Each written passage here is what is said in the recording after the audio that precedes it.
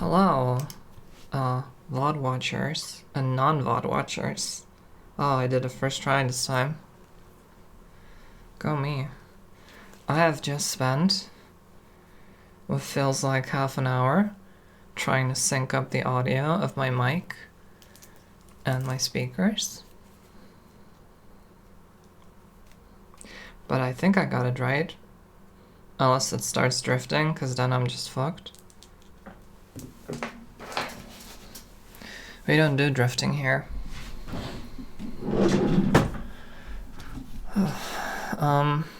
So... Oh, that's very loud. Right, I had it set very loud because I was syncing it.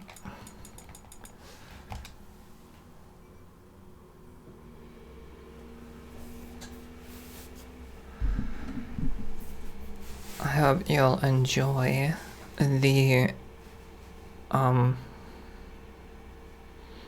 pleasant, annoying fan sounds and disk drive sounds of this here PS3 next to me.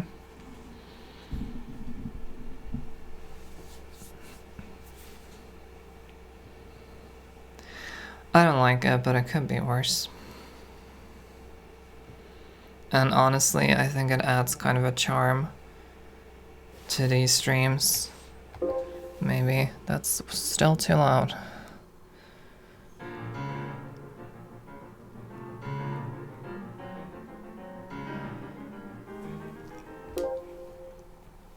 I wonder if I could make the signal quieter if I just use a Y splitter. Because that would like half the signal strength. Honestly, might be worth trying.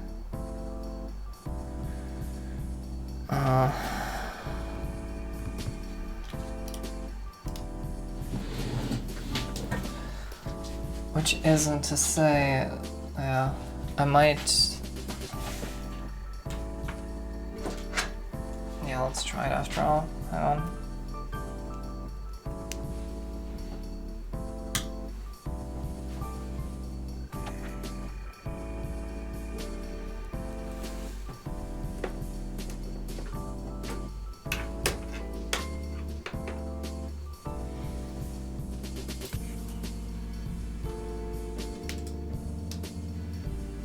This is a little bit funky, but I think it might work.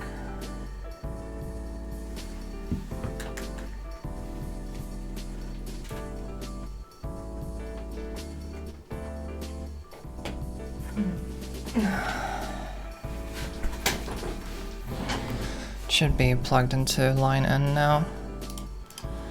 Let's see if Windows... Yeah. Okay.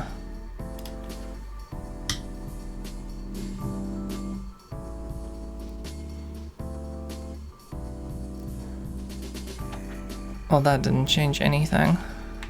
No, don't demo.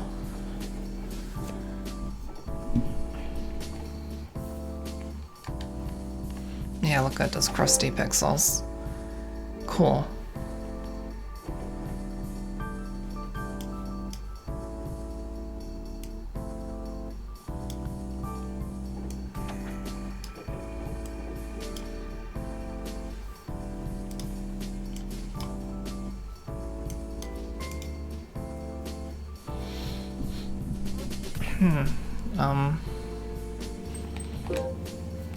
Do not sign in.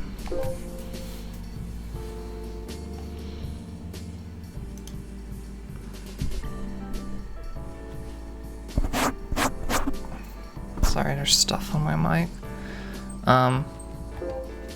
Last time I was playing on my secondary monitor. This time, however, I'm actually using my main monitor again.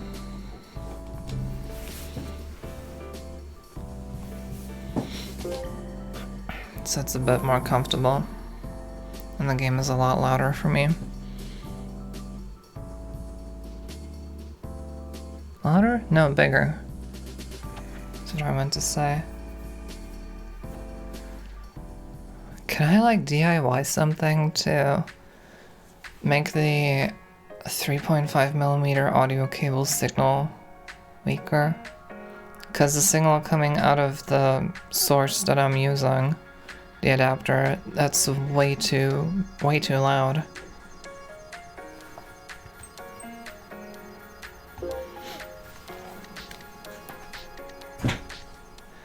I know that there's 3.5mm cables with knobs on them that let you passively change the volume.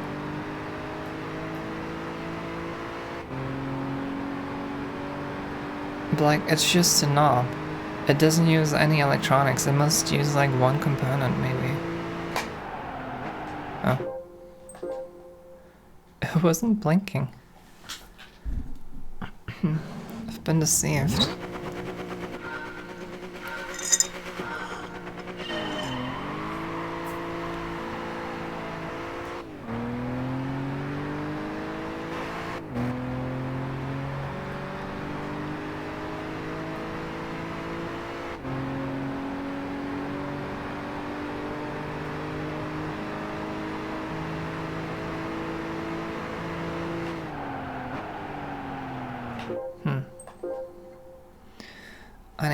I need like landmarks or something. Also, I think the game is very quiet on stream. Let's give it a bit more juice. And I would like some more juice on my speakers too. The problem is that I have the volume knob on my amp set to like 1% or 2%. And if I move it even a fraction of a millimeter, the volume changes dramatically.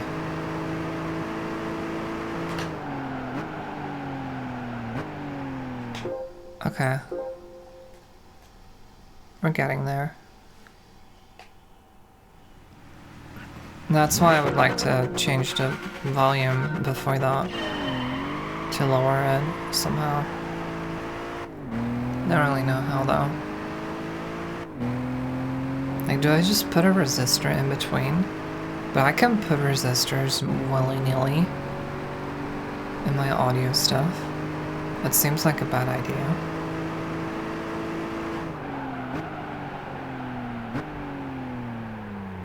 Okay, it needs to be before the thing on the left. Like, significantly before it.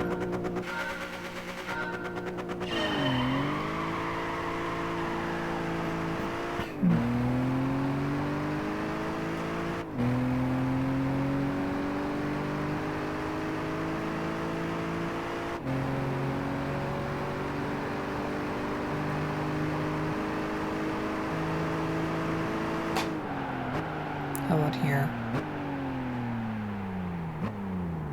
Oh, gold? No. Oh, I was missing 70 milliseconds. Someone's doing construction in our apartment house's backyard. And I can hear it.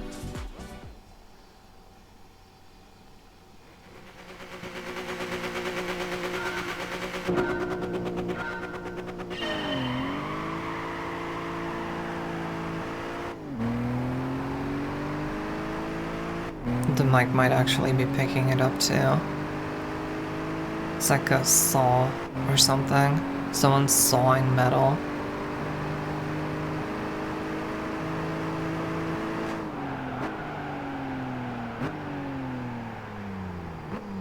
That was too early. Wow.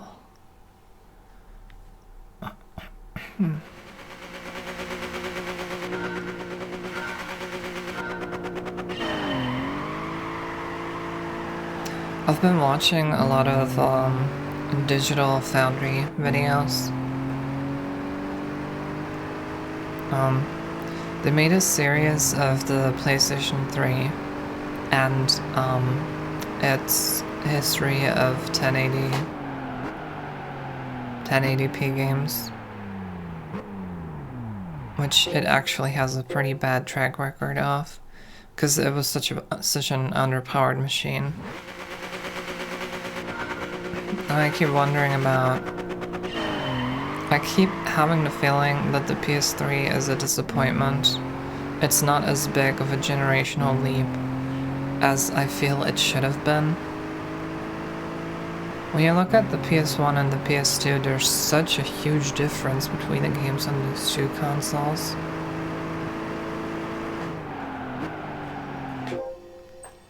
I started braking later than the Ghost, so that's a bad sign.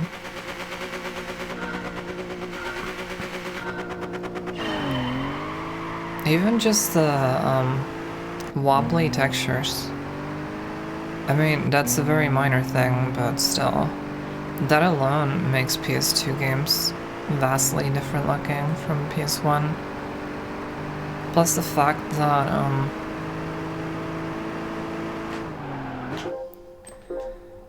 there's no landmarks here.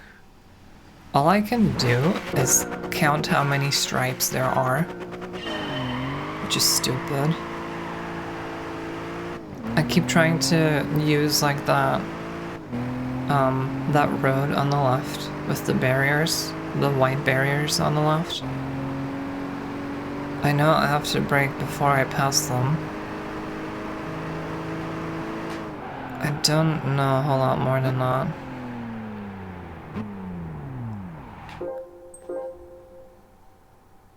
Like, there's a stripe that I need to brake around the end of it to land in the braking area. But I keep forgetting which stripe it is because they're all the same. The PS1 typically ran at 240p. The PS2 ran at 480i and 576i respectively. That doesn't count, does it? No. And visual quality was huge between the two consoles. That might just be because I grew up with them. It feels like the differences between a PS2 and PS3 is about the same as between the PS3 and PS4. And that's about the same as the PS4 and PS5. But it doesn't really feel like the generational leap that I would like. But maybe that's just how it is.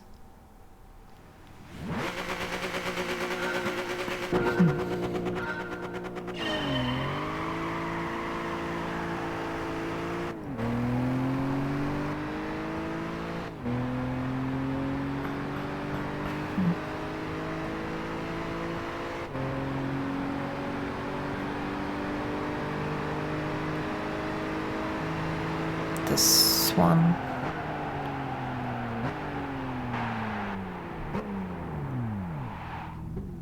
Oh, slower. It was actually exactly the same. 770 was my best time. I did not expect that I'd already be stuck in this one, in this exam. I keep feeling that my left stick is drifting to the left because during these exams, I'm not driving straight. For some reason.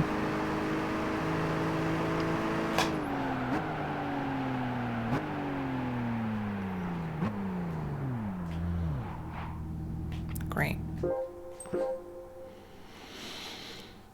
70 milliseconds. And I'm never sure which stripe I'm supposed to brake at. because they all look the same. And there's almost no other landmarks except the road on the left. That was very different than the previous games. There are always landmarks. There are always like braking signs. Like how many meters were left until the corner.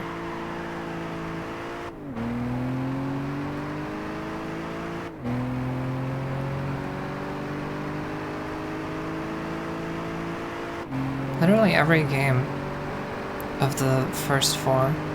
I don't know if the first one had a license exam thing.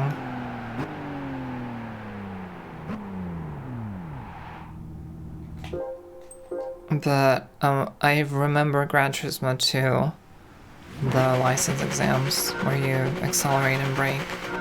And I remember 3. And 4 was essentially the same as 3, I think. All of them had like braking signs, like distance signs.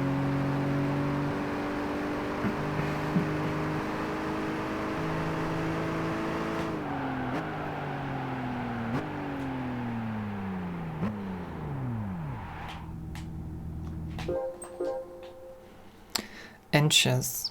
Actual inches.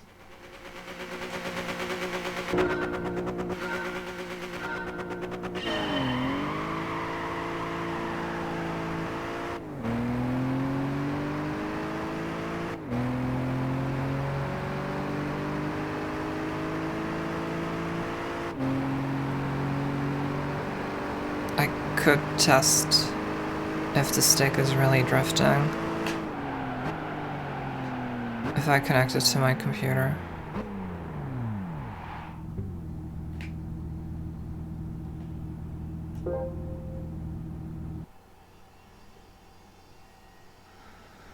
Should do that sometimes. I have some other stuff I have to do today.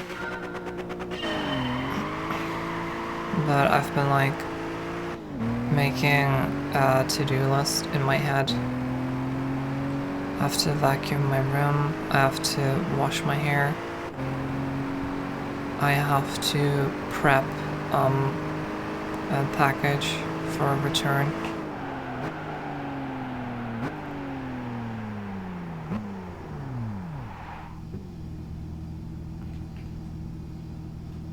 I gained 2 milliseconds. That's my best time.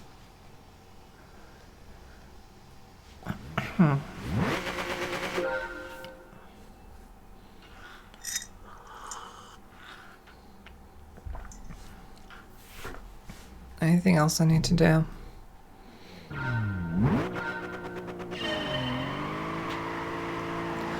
I don't think so.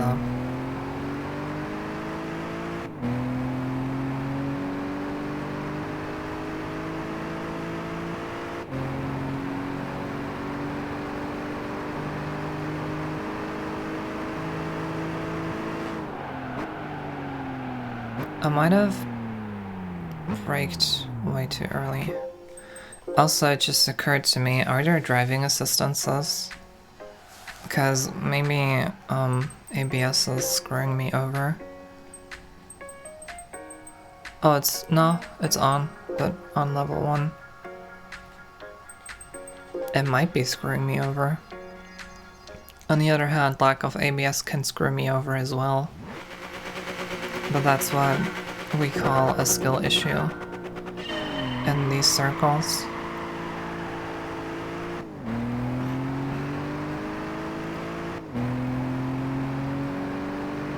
I mean, as long as you don't spin out, having ABS off makes you brake harder, I think.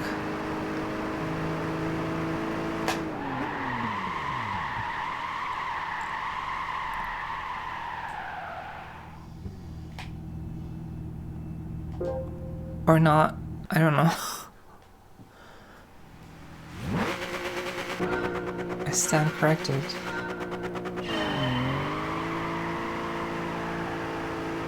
And sometimes you're faster at launch than the ghost, and sometimes you're slower. For no good reason, just random.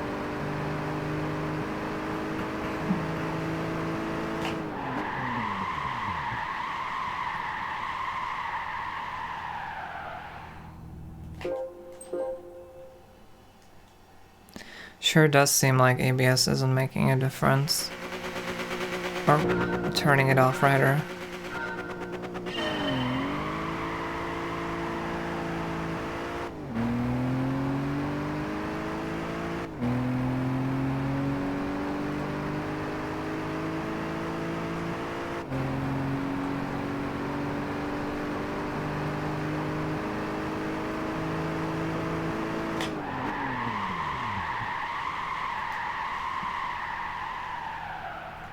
Huh.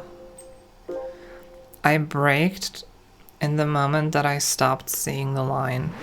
Like when, yeah, from this perspective, when the line stopped being visible.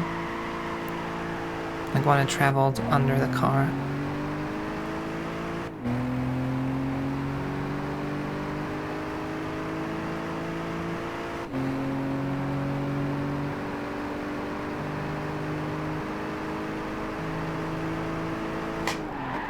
No, I did it a little after.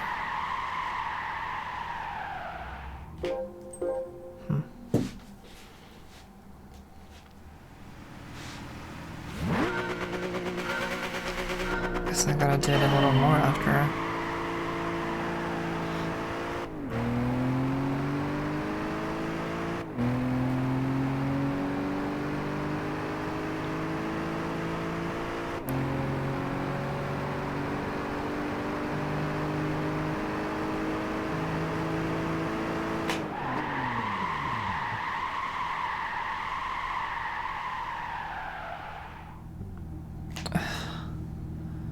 Really? I'm never getting out of here.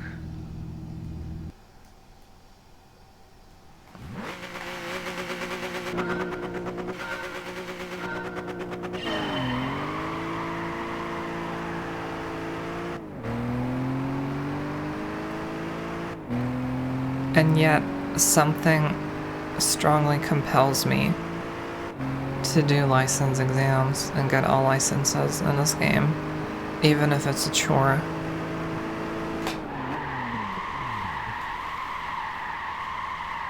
I'm faster now, but I also stop later, I think. Yeah. Wow.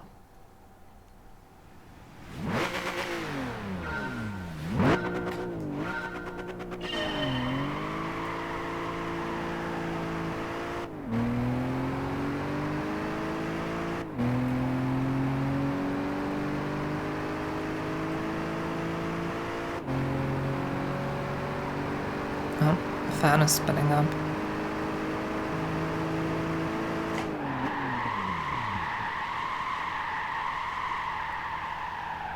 And I braked too early.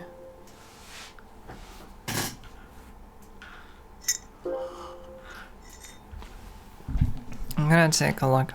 Hang on. Turn off the controller. And then connect it to computer.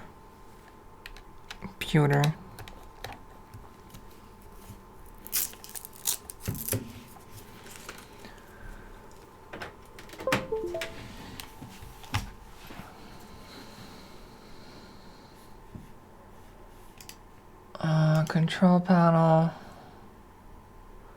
devices and printers, PlayStation controller. What? Oh, come on.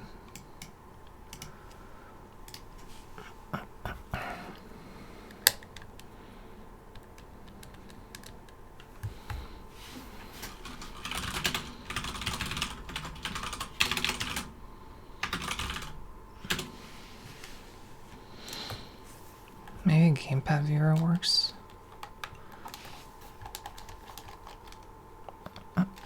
No, it doesn't. Do I need drivers for Windows? Oh my god.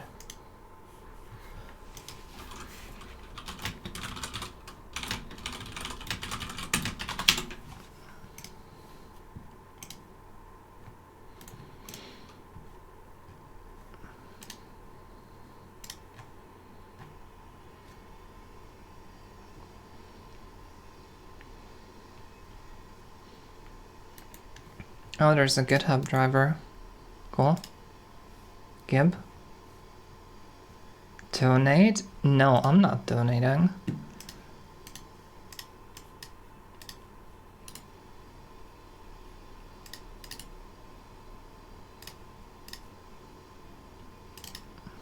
I mean, I should. I'm joking.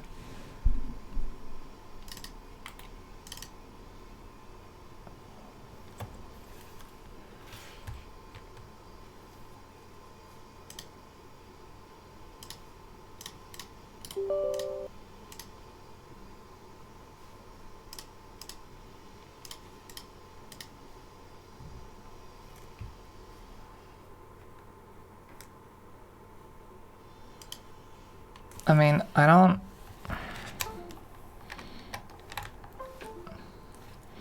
want to use Bluetooth.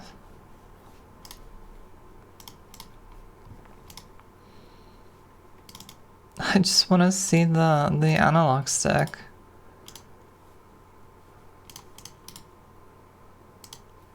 Huh. Maybe.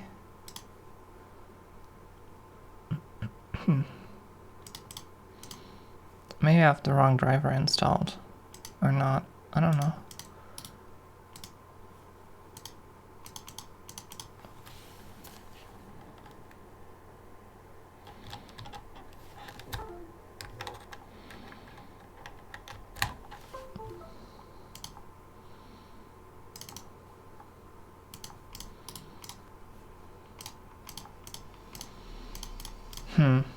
Well.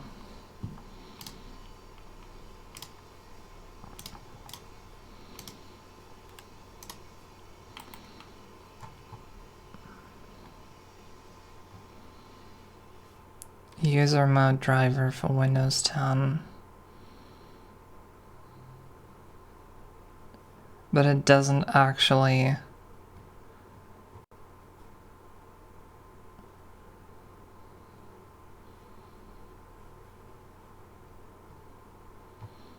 But why it don't work?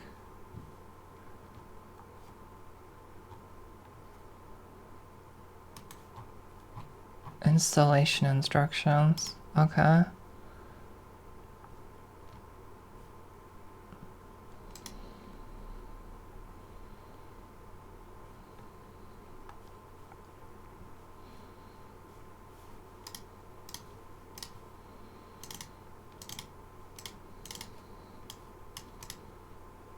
Wait, what? Oh, you actually have to install a driver. Okay, doesn't look like anyone's talking in chat anyway. I don't have to feel guilty because no one's watching. Install. Yes. And then we go back up.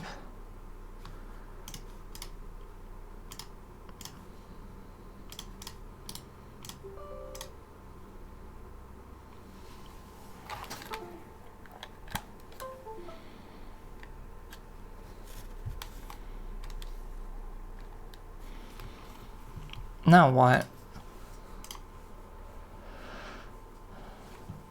Oh, there's another driver I have to install. IG filter. Okay.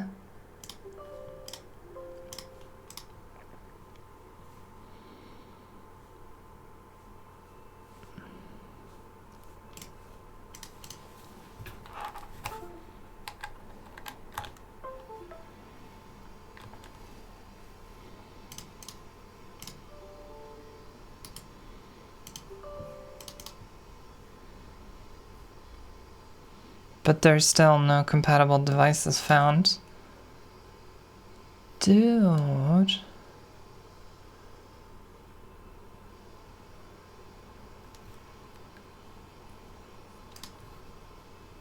I might have to reboot.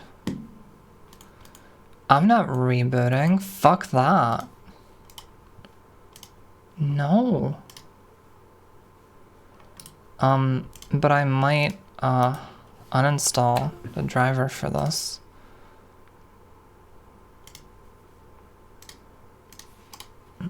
So kind of like redo stuff.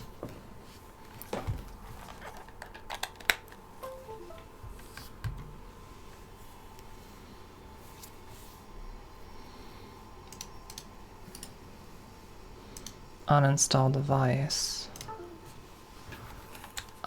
Disconnect and reconnect. Let's see what it does.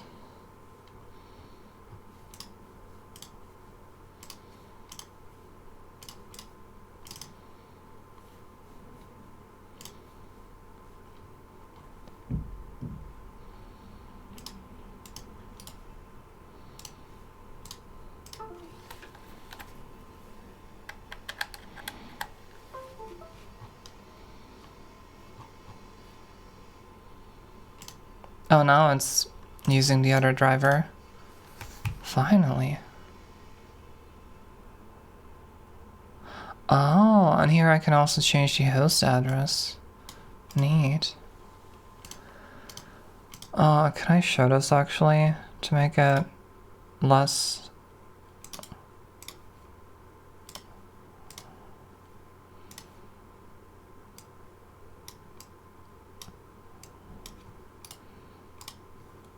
Yeah, okay.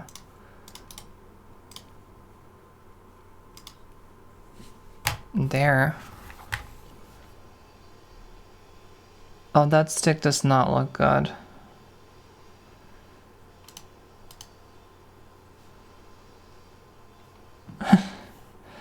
It looks real bad.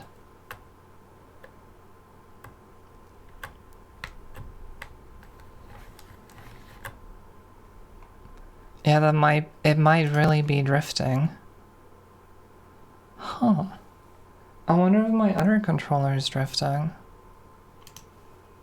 Okay, well that takes care of that for now.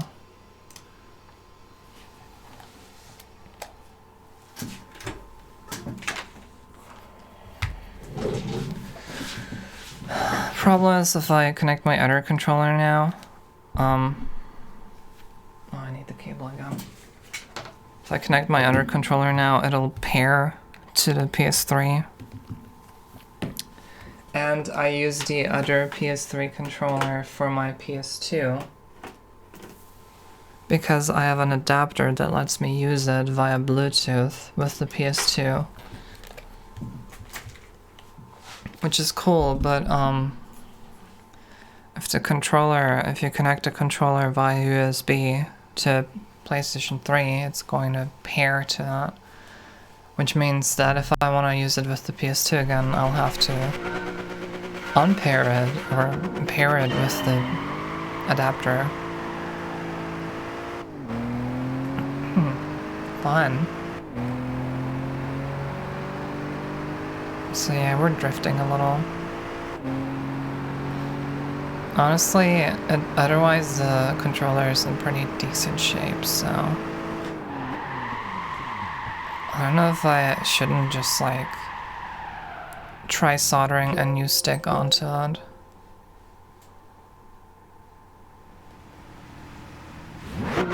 They can't be that like hard to find. On the other hand, I imagine a lot of like the cheap eBay Chinese sticks are probably not great.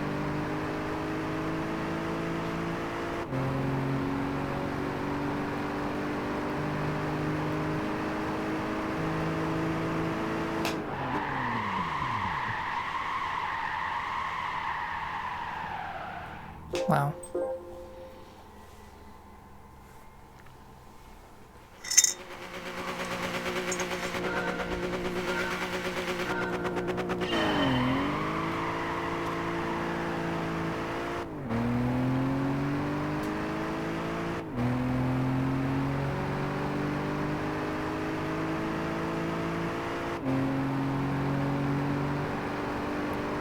The package that I have to prep for shipping back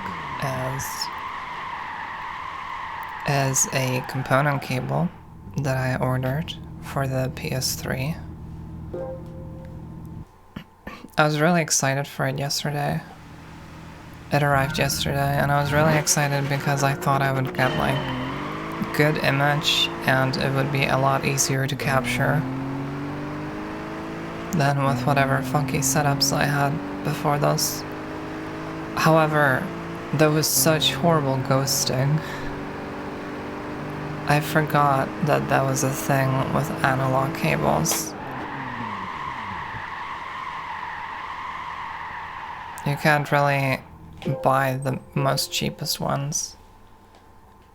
Unlike HDMI cable, which tend to have higher standards. Like, if an HDMI cable works, like, if it works, it works. If you get an image, there's unlikely to be ghosting or like noise or interference.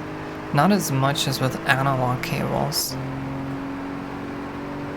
And with component cables, if you do it wrong, if there's no shielding or not enough shielding, then the three video signals will interfere with each other and the image is very ugly. And the image was very ugly for me with that component cable.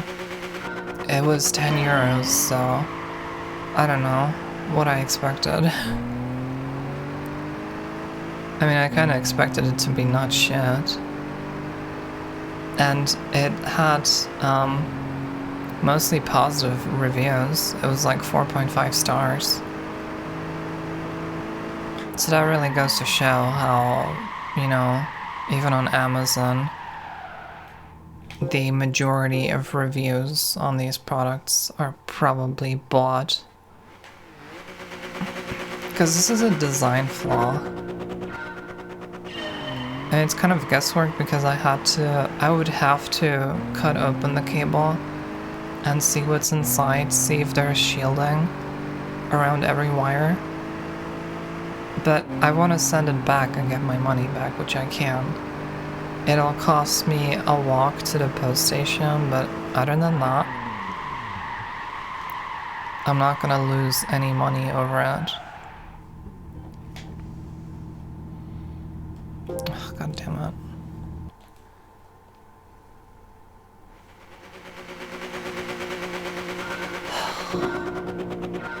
I'm going to be here forever.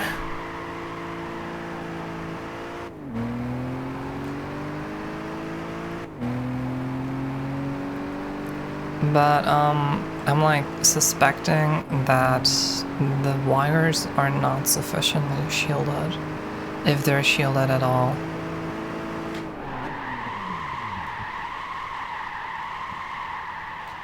Maybe. Yes. Oh my god, finally. Just by 3 milliseconds.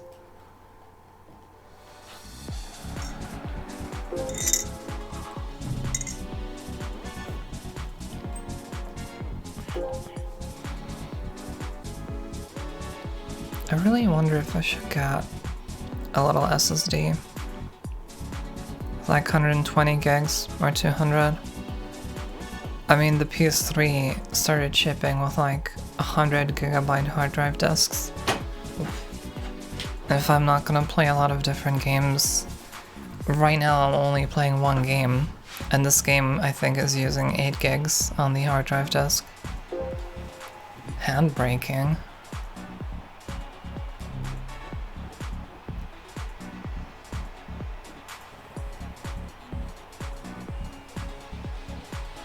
Oh, hard braking, not hand braking. I'm blind.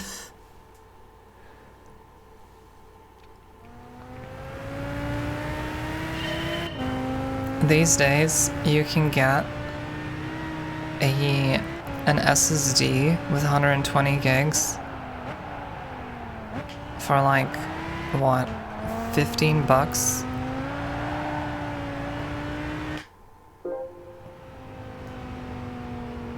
So clearly ABS is turned on.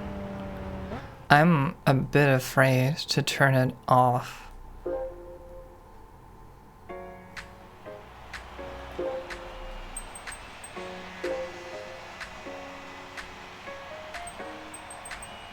Oh, traction control too.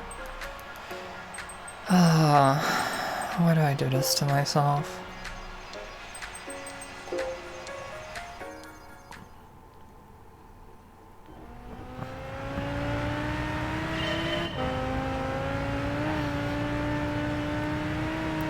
The weird thing too is that in real life, like, racing drivers tend to use traction control and ABS and shit as well. It's not a taboo thing, especially in F1. I think I don't have it confirmed, but I think the amount of driving assistance that they use is kind of insane.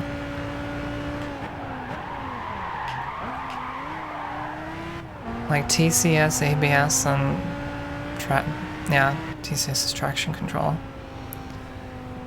ABS, I know, is standard in every civilian car since the 80s and 90s. Maybe not 80s, but 90s definitely. It's standard even in motorbikes.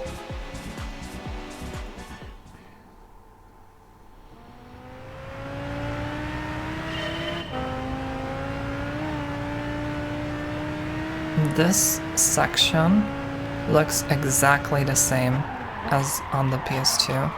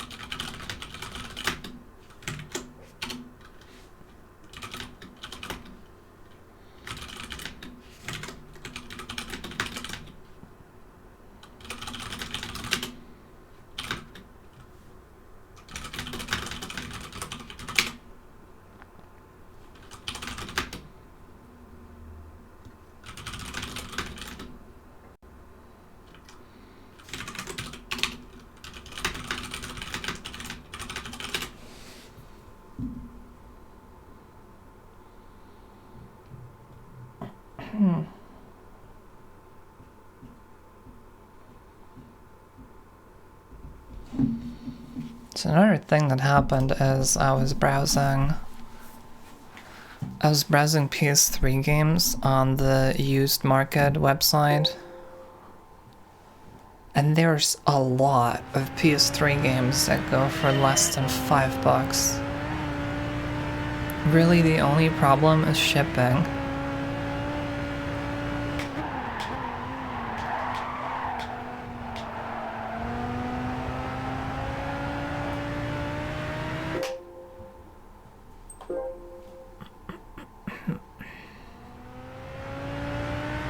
I really like how quiet this is.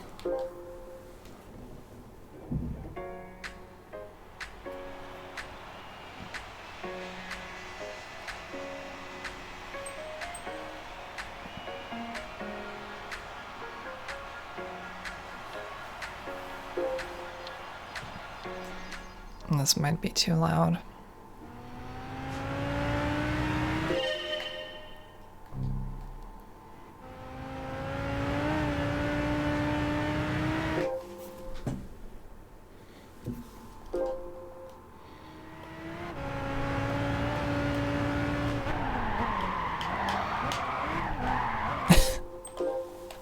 Great.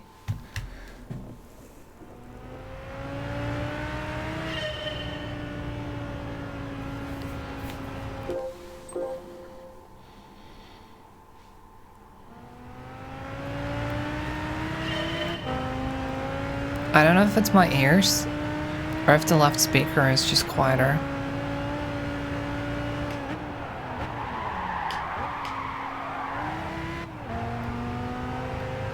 I'm faster. A little. It might actually could be because I'm using a splitter.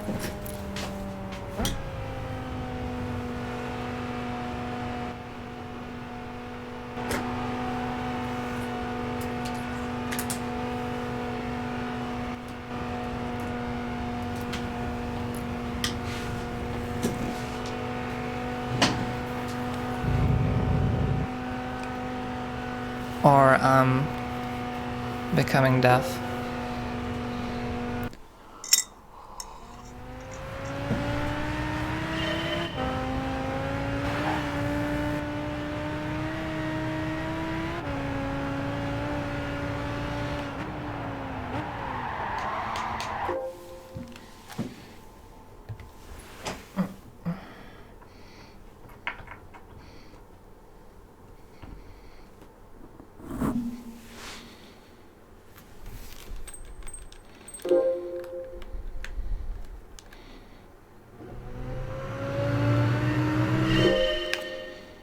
Yeah, it's the volume.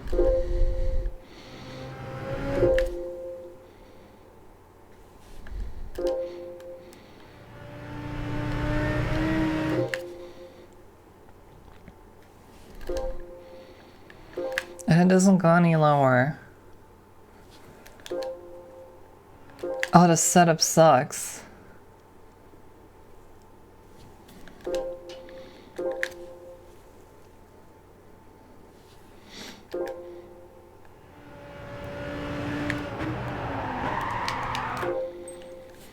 Yeah, if I have it this loud, then you can hear it on stream. That's a problem. Huh.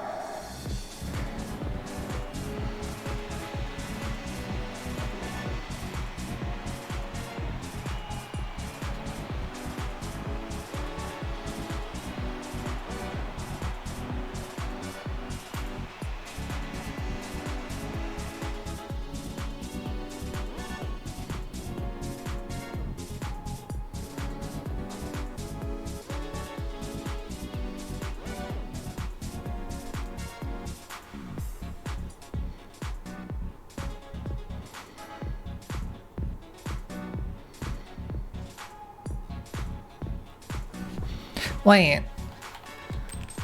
What am I talking about? I can turn down the volume in game. The game has volume options.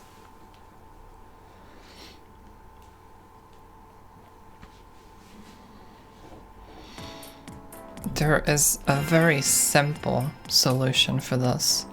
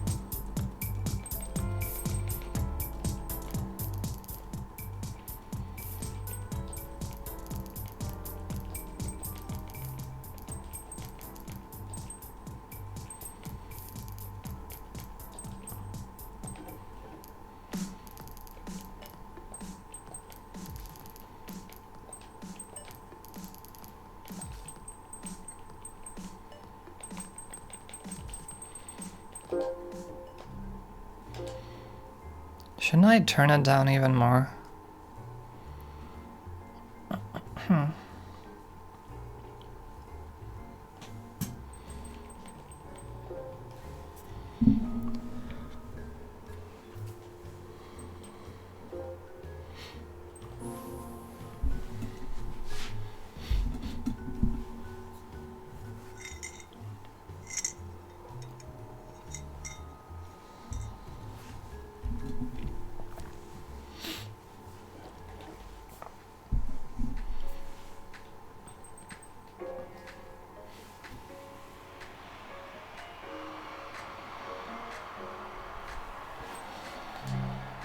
Okay, I have to turn it down more. I need to get like a volume knob. A passive volume knob. That's it. Or figure out how to do it myself, I guess. I mean, if it just requires a resistor, then that's not a problem, right?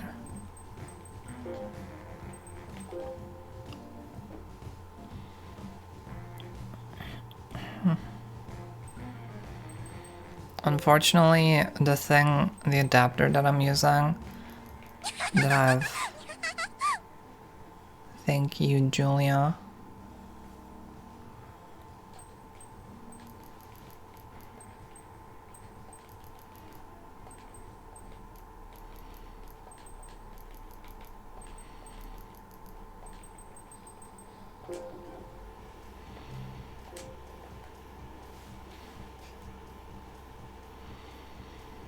Should be able to do it myself too. But yeah, I don't know if I want to fuck with resistors.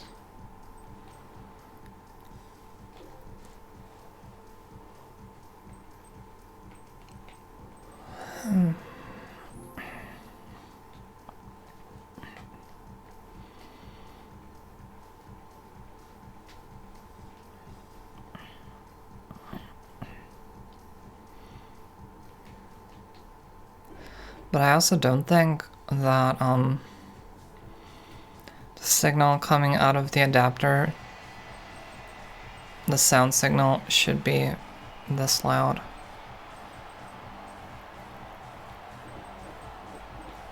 Alright, torture. It's cock and ball torture time.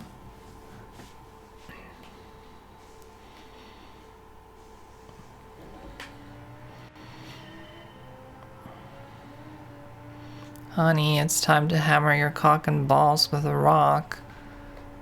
Okay.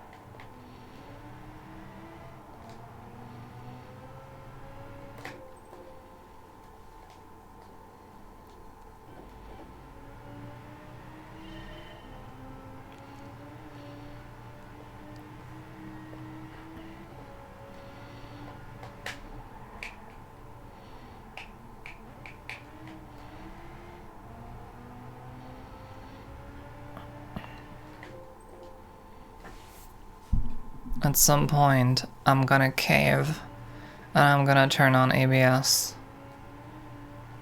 and traction control.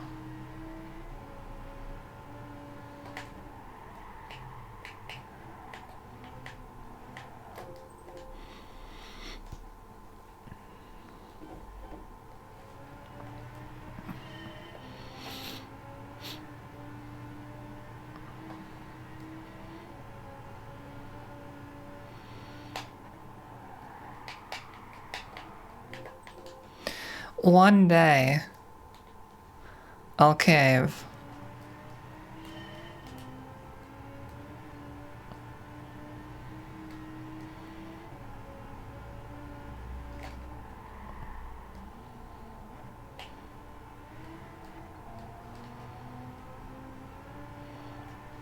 But I also kind of want to learn to deal with the unpredictability, because to some extent it is predictable.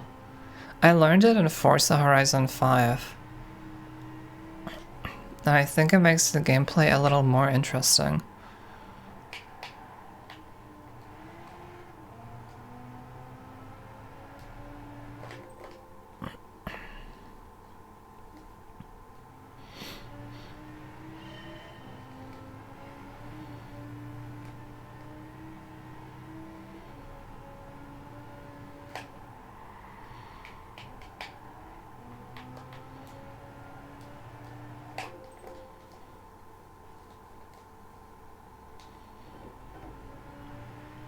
Oh yeah, and I didn't actually finish my sentence earlier. I was browsing PS3 games because they're really cheap used. I pay more for shipping than I pay for the fucking games. And I was thinking about trying out Tomb Raider Legend on the PS3 because maybe it plays better than on PC. And probably better than on the PS2 as well, because on the PS2 it's capped at 30 FPS as far as I remember. And capturing the PS2 and streaming with that is a bit of a pain.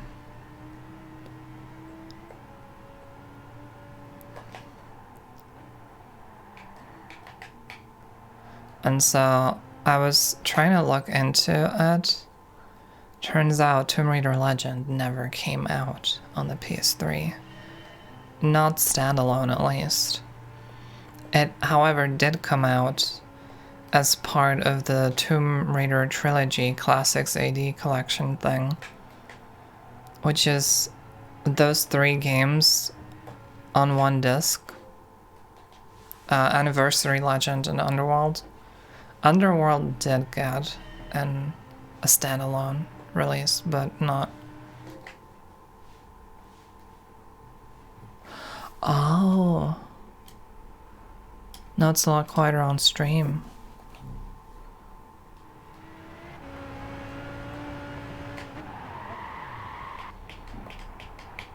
Oh, that's a problem. But yeah, I ordered a trilogy from used. I ordered it used. Apparently the seller is prepping it for shipping now, so hopefully I'll get it soon. Even if I don't actually play it, it's kinda neat to have a Tomb Raider game like that. Like just this decoration on my shelf. A lot of this has to do with collecting things. Hi, what's up? Oh, now that I changed the game's volume, it's way too quiet on stream.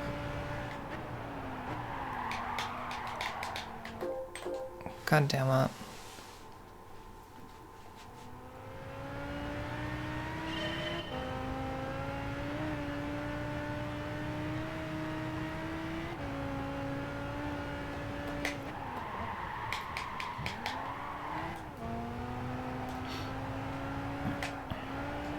Almost.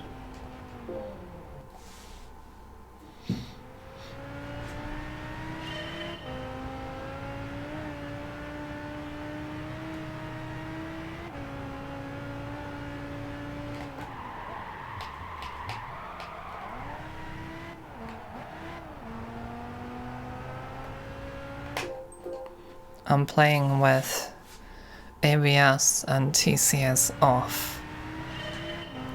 So I'm truly going down the cock and ball torture route.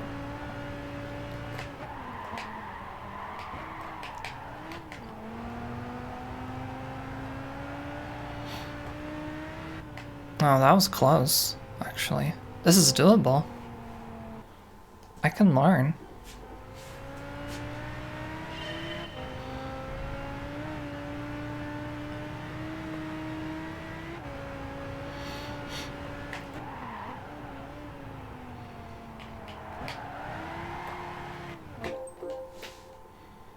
I take it back.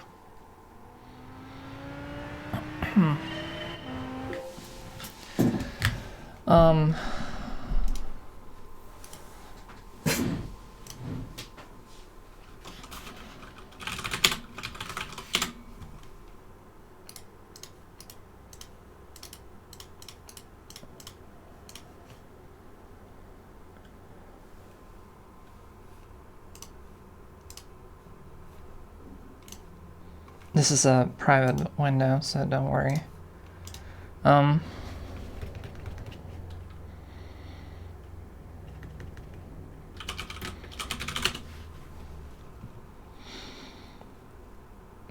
Yes, that's kind of what I'm looking for. That is exactly what I'm looking for, but like something cheaper.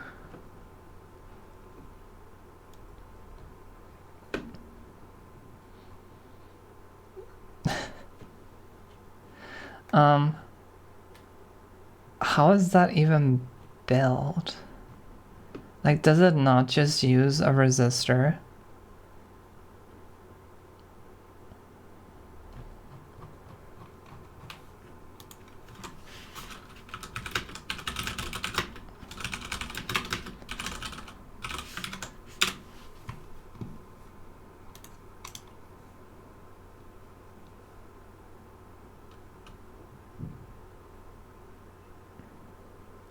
Would a resistor in the speaker lines be a good way to handle this?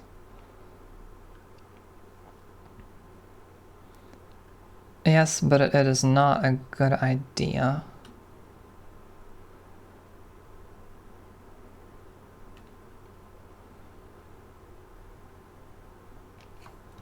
I mean, I could also just not think about that and like...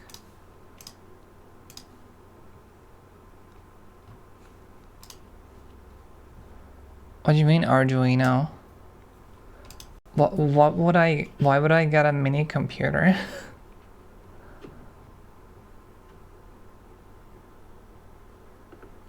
Yeah, those are variable resistors. Wait, but I can do this myself. I totally have variable resistors in like electronic stuff that I don't need anymore. And even without that, I can just like rip a resistor out of like an old board that I'm not using anymore.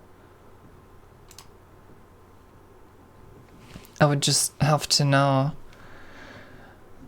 the value, and it would be easier if I just had like a simple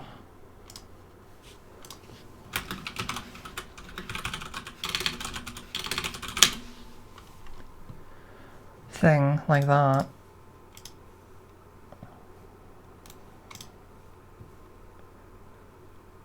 Well, I mean, I don't want to...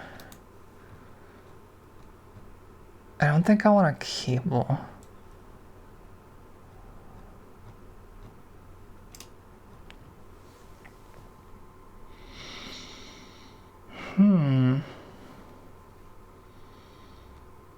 Oh, that's a problem. I need to research this afterwards. Oh, fucking Discord. Why is that still there? Okay, I might as well just close Discord. Capacitors. But capacitors don't change the signal, they just smooth it out. Yeah, I have a 3.5 millimeter audio jack, and the audio that's coming out of it is way too loud.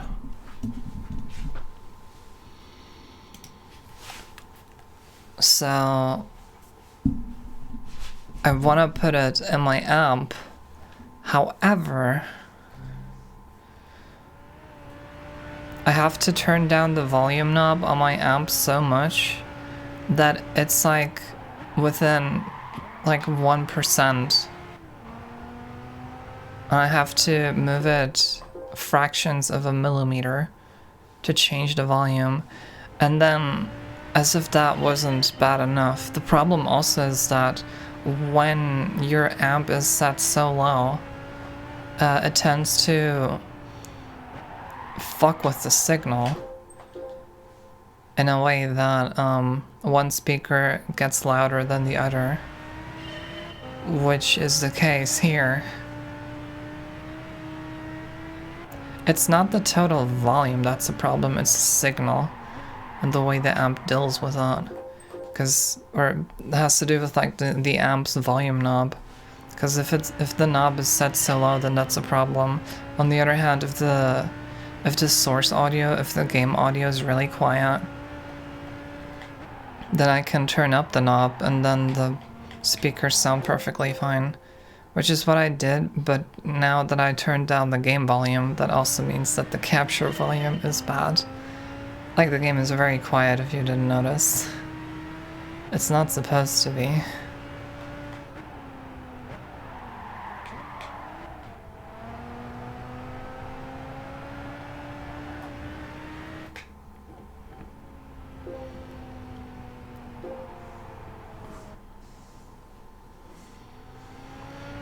I have it set to zero, to 0 decibels, so that's the maximum in OBS. And I have it set to 0 decibels too in the capture card settings. So if I start dialing it up further, it would start like, it would increase the noise floor of the signal and degrade quality. I mean, I would have to listen properly to see if it's really that bad, but yeah. Like, I can go into the capture card settings here and tell it to amplify the signal by, let's say, 6 decibels on stream.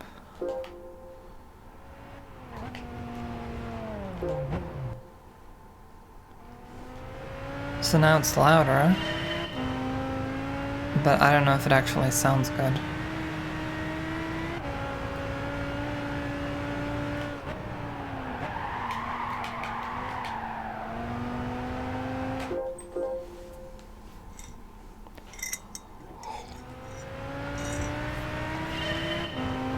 At this point, it's amplifying the signal.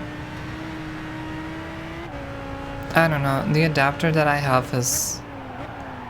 honestly, for the money that I paid for it, it's already incredible what it's doing, because I was talking about the components cable that I bought yesterday.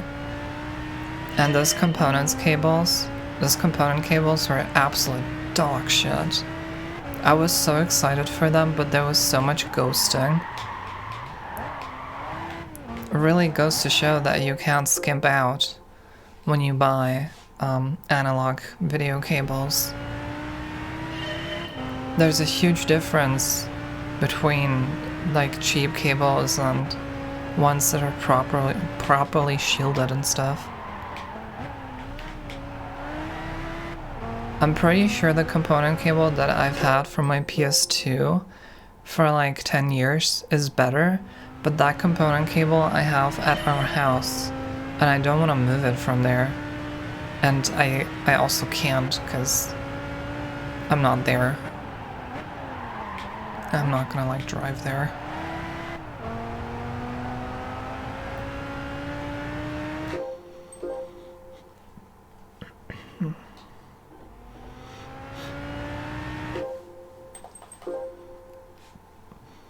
You know, it probably would be good to exit out of the menu anyway, to get rid of the ghost.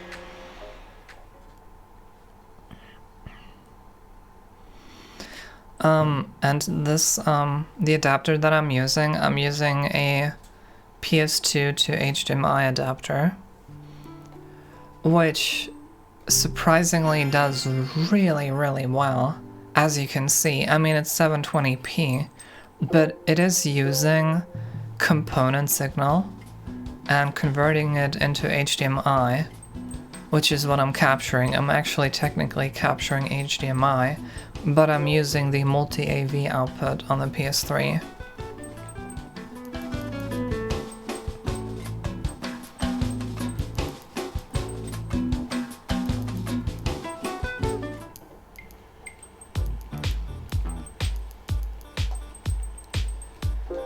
And so essentially it's using the same signal as the component cables are using, but it works a lot better. And you would think having like a computer board that is converting component signal into HDMI would be a lot easier to fuck up than just having plain component cables directly to the capture card, but apparently they did well with this adapter.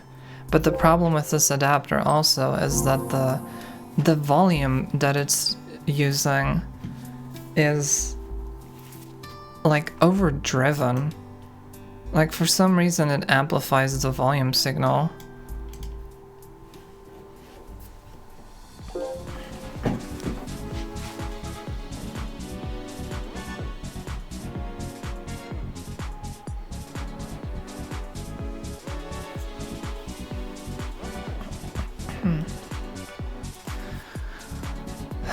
Game should be better volume now though.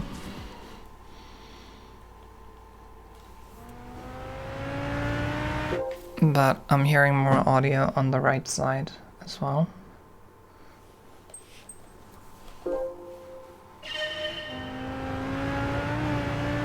Yeah, now it sounds fine for me, but now you can hear it through my mic.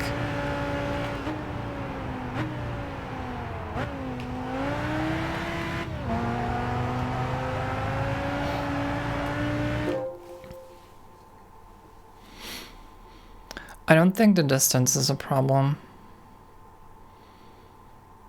In fact, if the cable was longer, then maybe the signal would be quieter, which would be neat. The problem in this case is that the PS2 to HDMI adapter is outputting way too strong of an audio signal.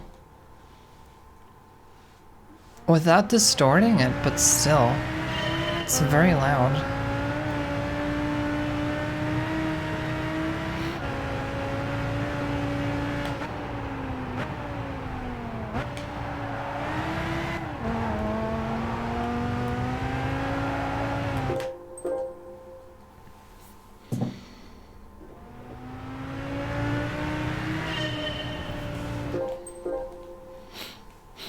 I have it set pretty loud on my speakers now.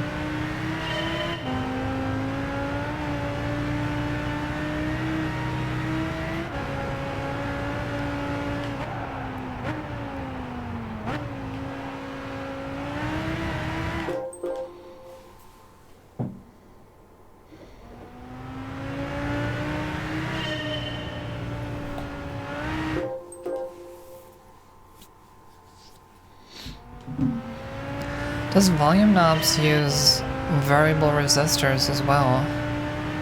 Why shouldn't I just use a simple resistor?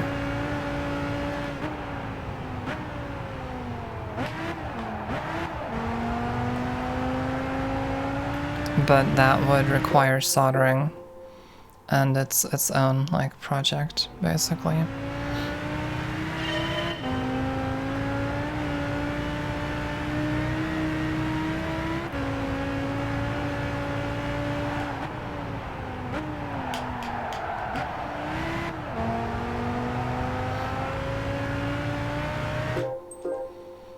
$16,200 is what I need.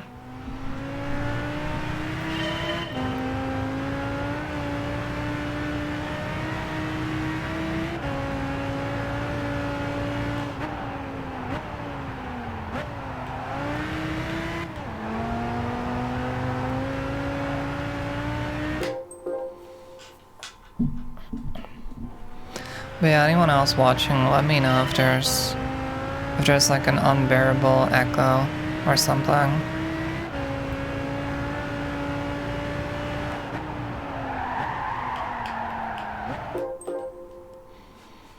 Before the stream, I made sure to sync up the game audio with the mic audio, but it's always possible that it drifts, so...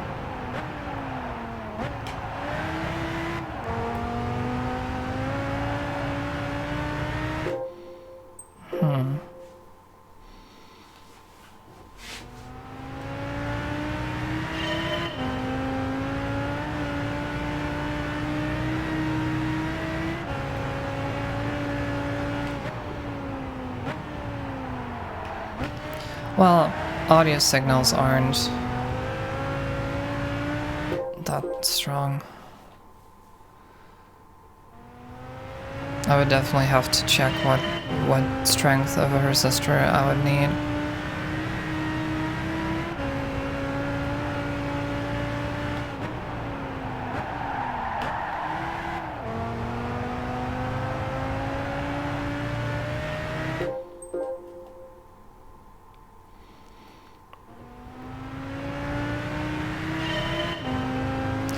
We have a VHS player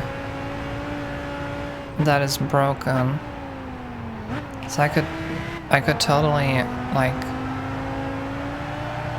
grave rob it. I could raid it for some simple resistors.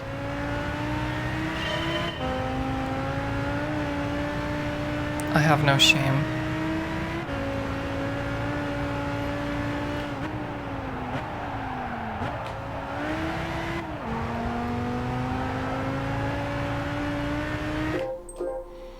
Yeah, ours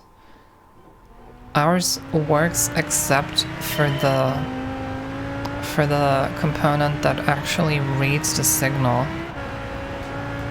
And I think the component that reads the audio signal actually works, but the video signal just doesn't.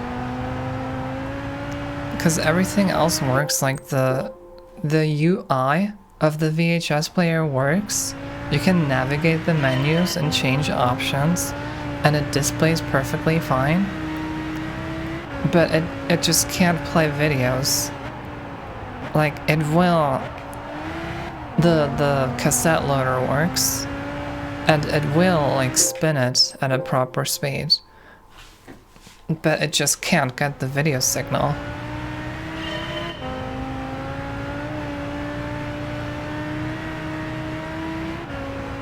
I don't know, it looked pretty clean to me. I don't know, I looked at it a while ago. I couldn't see what I could change to fix it. It just didn't work. And I mean, it's an ancient VHS player. Nobody's gonna miss it if I rate it for some basic components. In fact, most people would throw away electronics like that. But I really like the idea of giving them a little more purpose than that before I throw them away. Like my old laptop that I got when I was 12, even up until recently, I kept using components of it.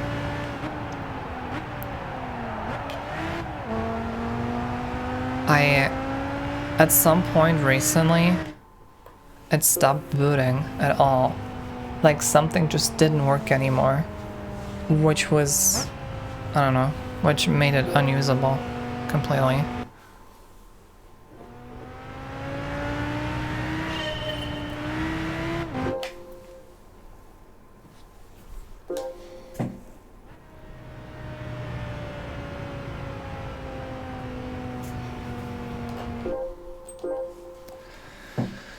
I think this is as quiet as I can go without the speakers being like unbalanced. God, it's still really loud.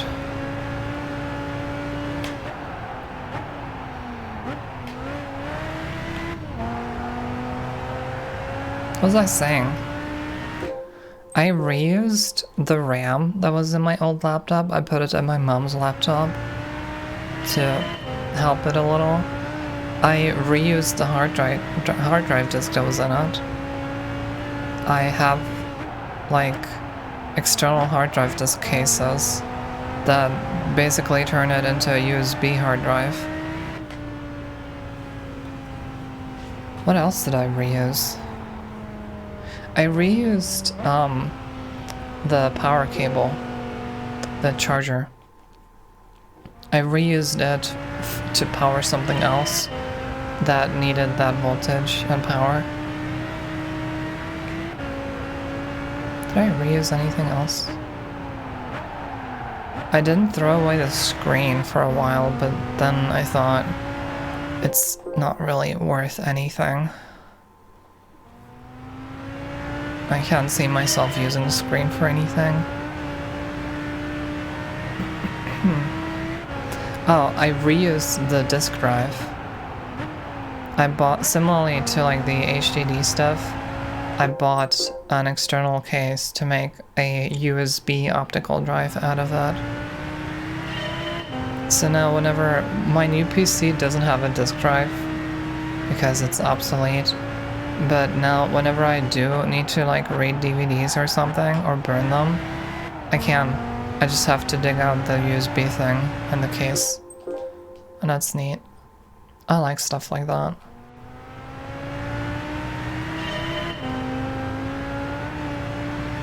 What I don't like is this license exam.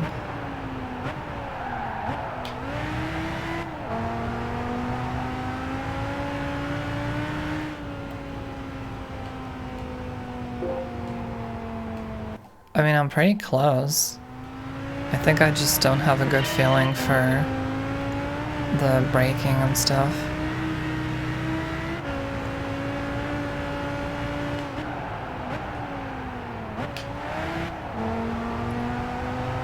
Wait. ABS is back on. God damn it.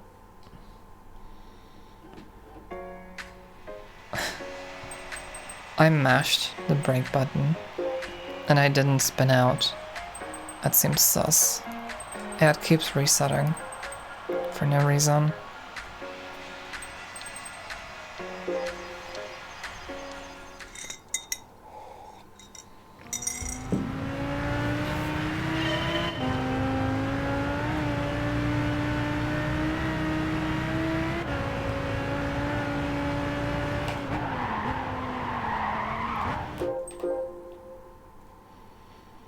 Starting to think that maybe I should use ABS.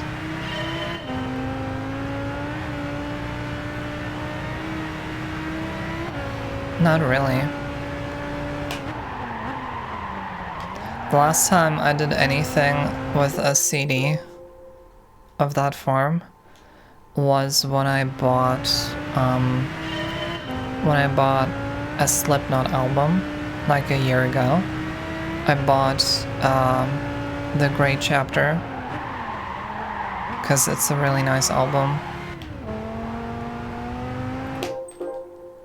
Not necessarily to support them, but like I wanted to make sure that I get a good quality audio files to listen to them, because the torrents that I was finding online, I didn't understand them,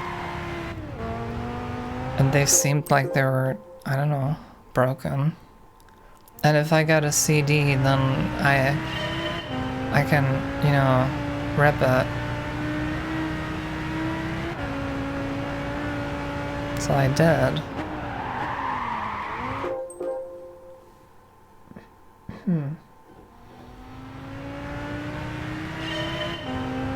But I haven't used CDs in a CD player in a very long time. Those things are obsolete. If you haven't heard.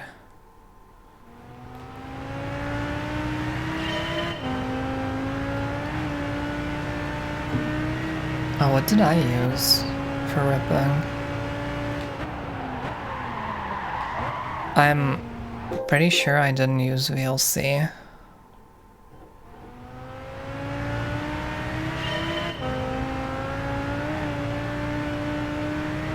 Emergency egg. We have many eggs.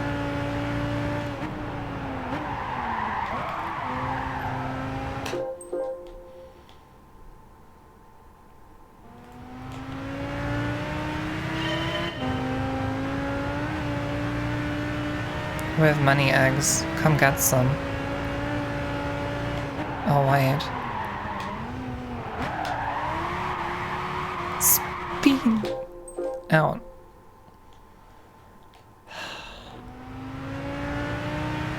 Earlier, I was trying to find a clip of Vinny saying Rodet, and I couldn't find it. I was looking for clips on Twitch, and I was looking on YouTube, and there's plenty of Speen compilations, but nobody posting a clip of him saying rotate, even though he said that very frequently. It's so sad, because Star sent me a GIF of Resident Evil 4 where Ashley turns like the, I don't know, something to open a gate, and there was a prompt that said X rotate.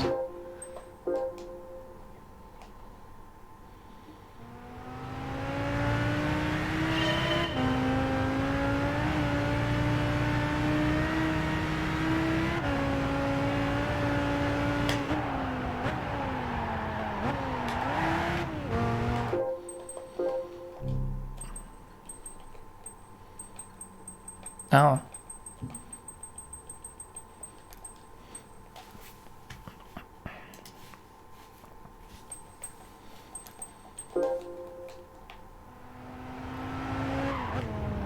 Yeah, crash.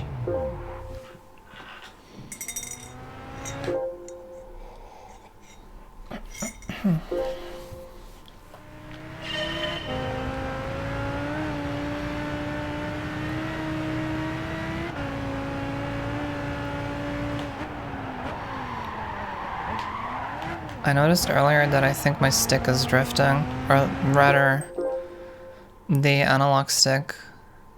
How to say it?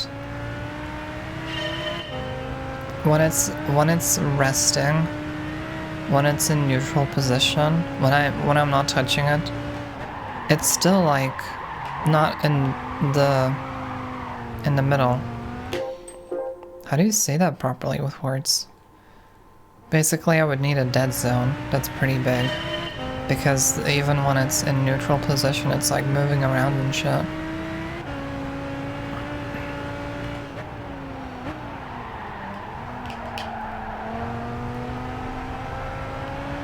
He said it! Oh, that was close. But not close enough.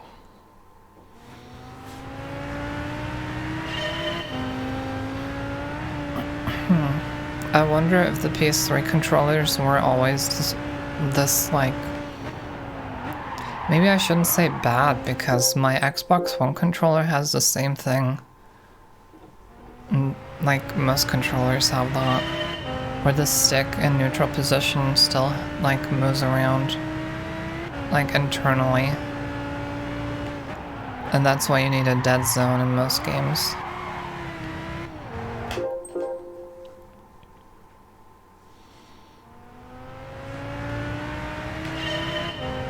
I was noticing earlier though, during the exam where you drive in a straight line and have to brake, I noticed that I wasn't driving straight.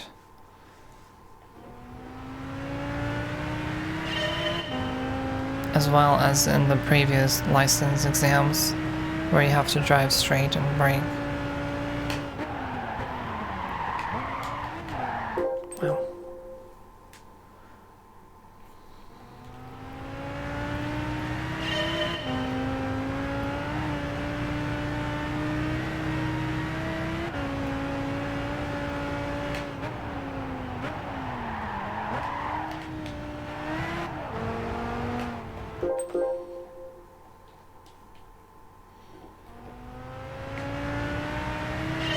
Something tells me I'm never gonna finish the licenses.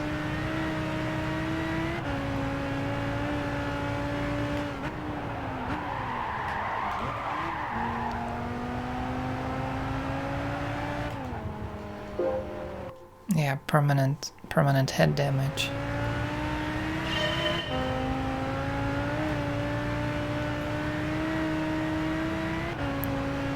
Maybe I should make fried eggs again.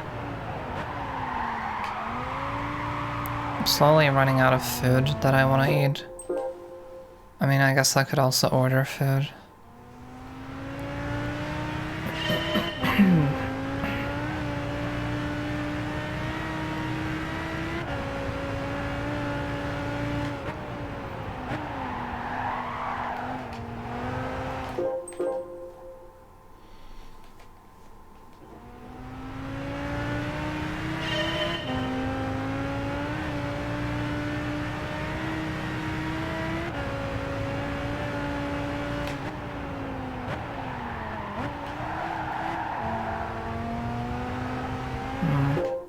I was still sliding.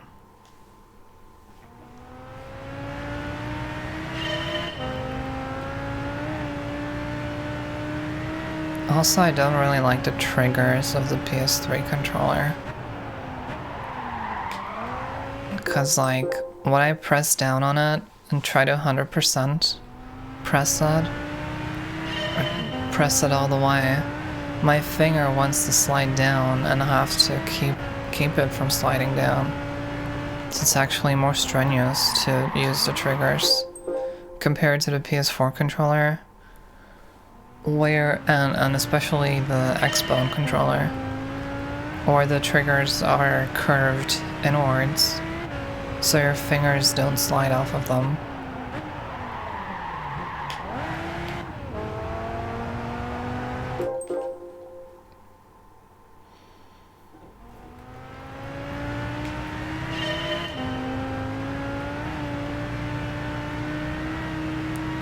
Road dead.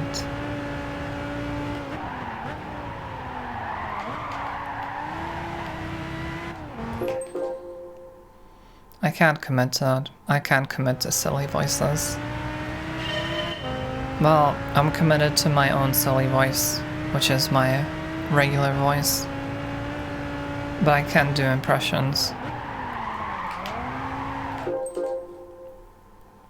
Or other silly voices.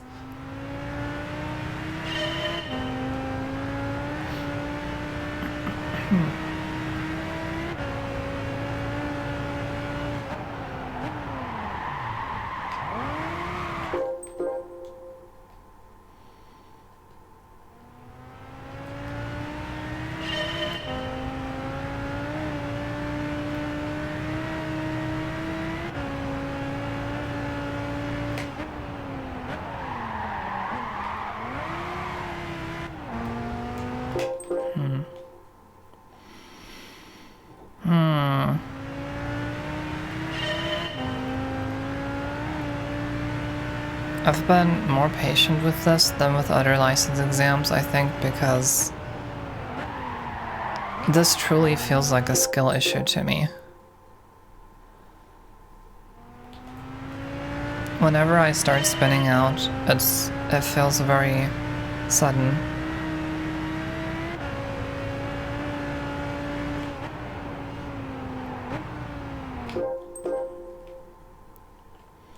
And there's a lot of, like, fine-tuning with the braking trigger and the steering analog stick.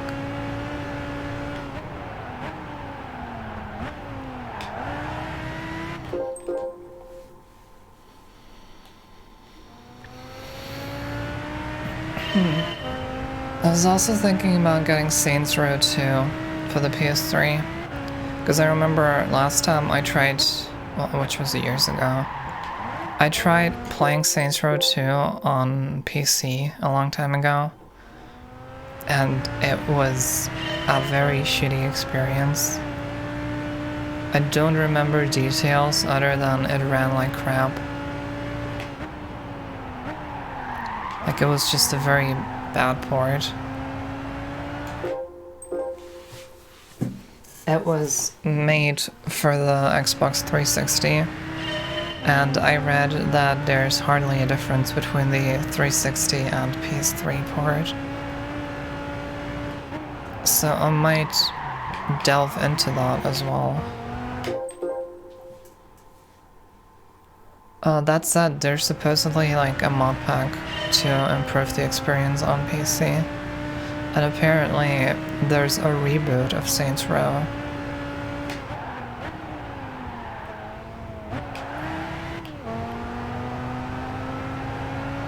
Came out last year, August or something, like the middle of the year, some point. A new game named Saints Row, which is a reboot, came out. Completely flew under my radar. Came out for PS5, Xbox Series or something. I don't know if it came out for PS4. Maybe it did. I know that it's available on Epic Games exclusively. Regular price is €60. Currently, it's off 50%, so that's still nearly 30. Which is not worth it for me, but maybe in the future, if it's like $10 or something, I'll pick it up. I don't know if I'm really that interested though. Oh, it didn't review that well? Okay. But is it just people upset that there's no dildo weapon anymore, or is it... are they valid criticisms?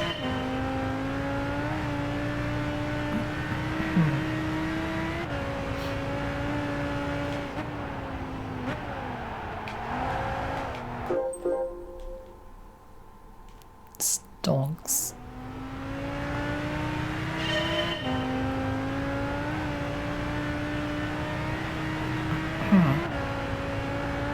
Absolute bomb.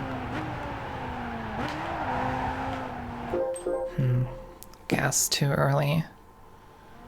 Huh, okay.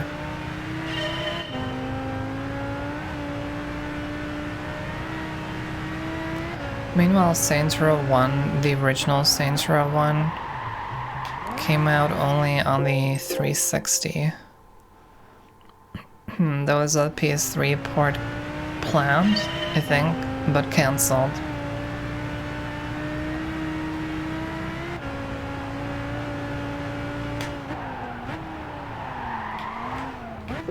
At some point I'm gonna buy a fucking 360. On the other hand,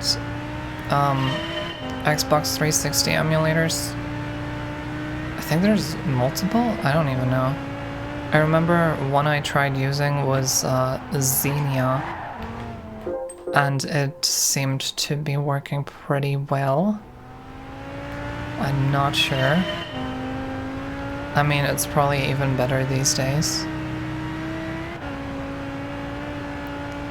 And Xbox has a track record of being architecturally pretty close to computers.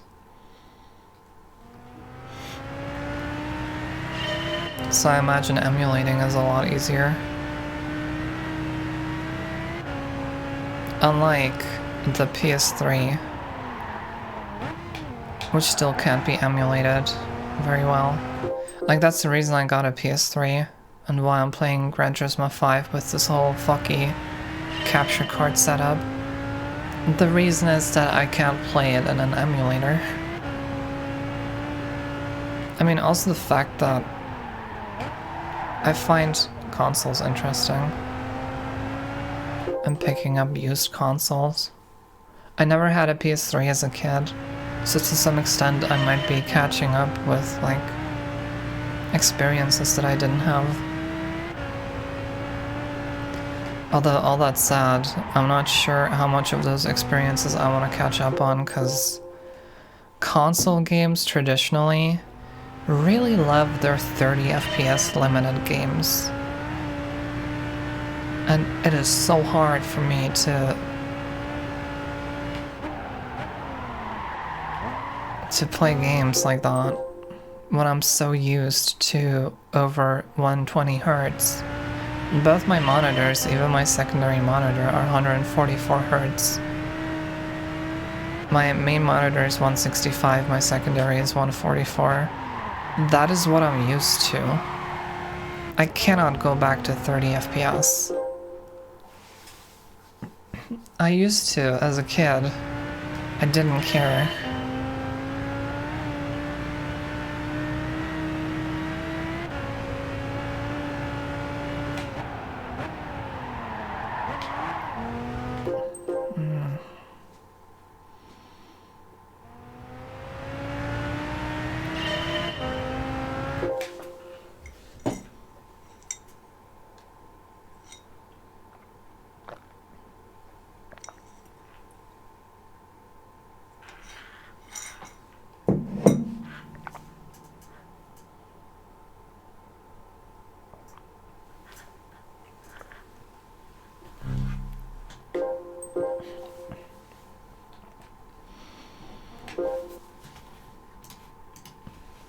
Please don't reset. God damn it, to reset it.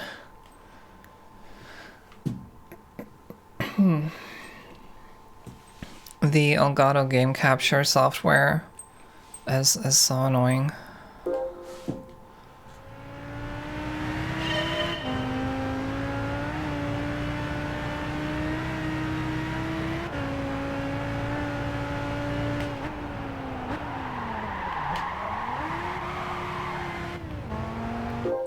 I would like to not spin out. Kind of prefer that.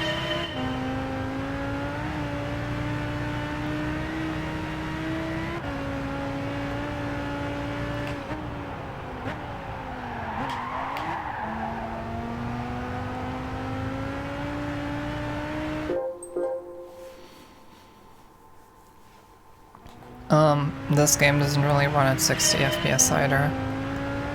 Gran Turismo on the PS2, but where all of the games had a track record. Gran Turismo has a track record before the PS3 of running at perfect smooth 60 FPS. But Gran Turismo 5 is very different. There is no 60 FPS. Well, sometimes. Half of the time. It should be capturing pretty well, so like on stream, if it looks to you like it's not FPS, then it isn't FPS, 60 FPS. If on stream it doesn't look 60 FPS to you, it probably isn't 60 FPS to me either. It's just the game not running well.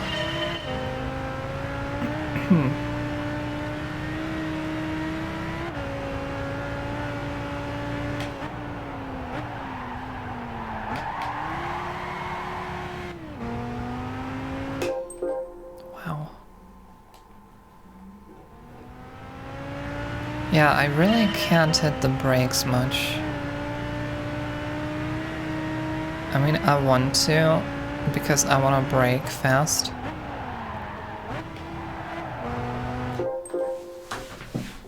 But the car gets so unsteady when you do that.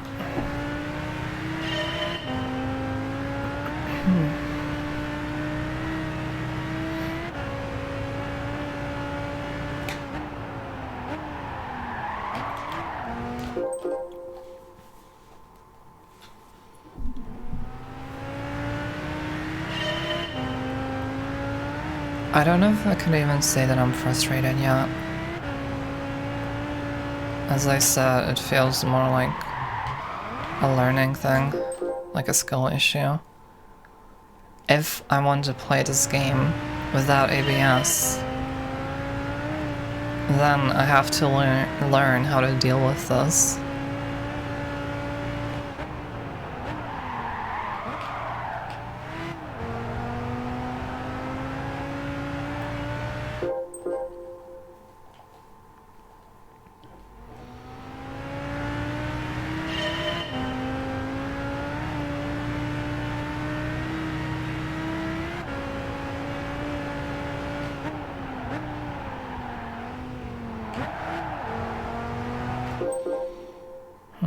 Yeah, it's definitely possible to keep it steady and also brake as hard as possible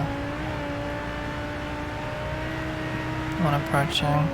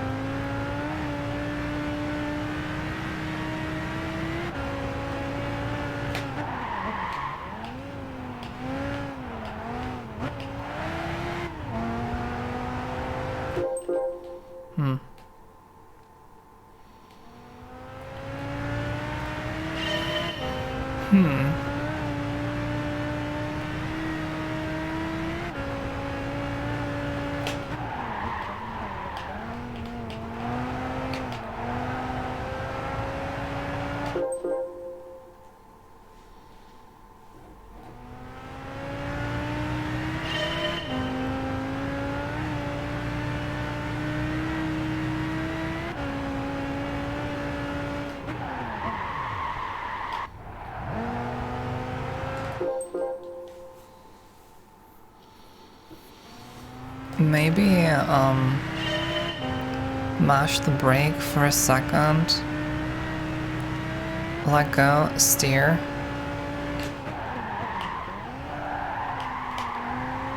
And then brake again a little.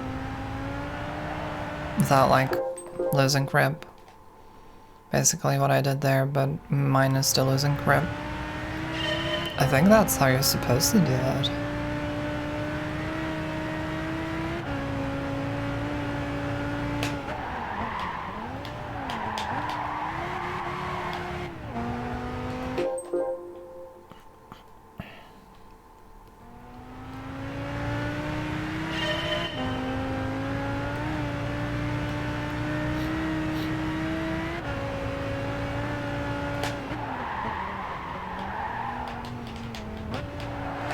That's way too early.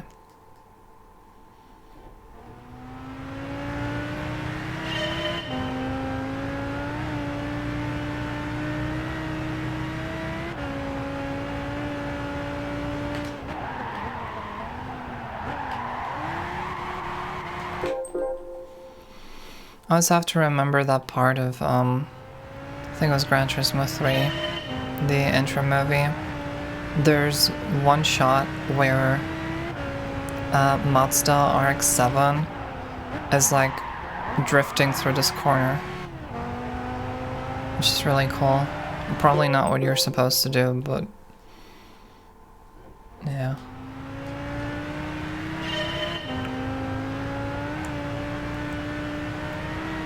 It must have been Gran Turismo 3 because I'm much more familiar with that game than 4. Yeah, like that. You can see how slow that is.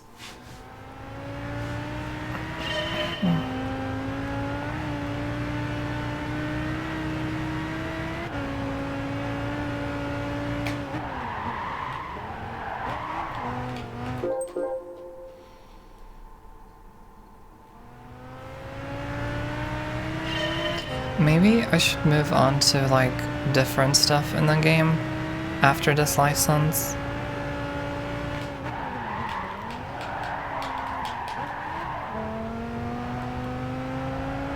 Because there's only so much I can take on one day. I might be better off doing the licenses off stream, honestly.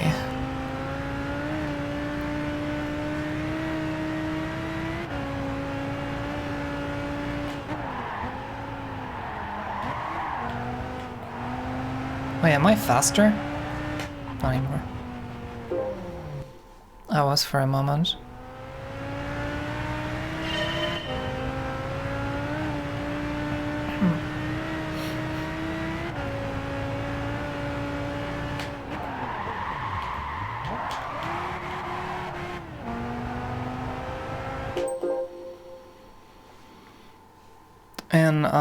In Forza Horizon 5,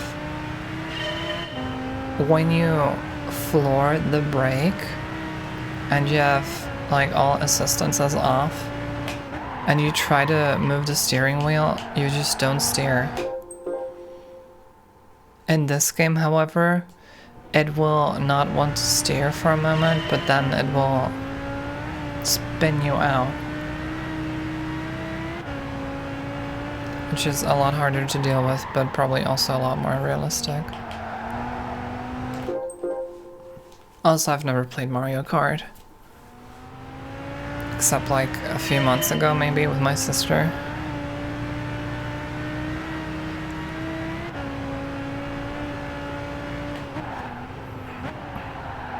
We could have bought her a Switch. It would have been a good purchase. Like, I would not anymore now, because we're like 10 years into the Switch's life cycle. And it's still pretty expensive.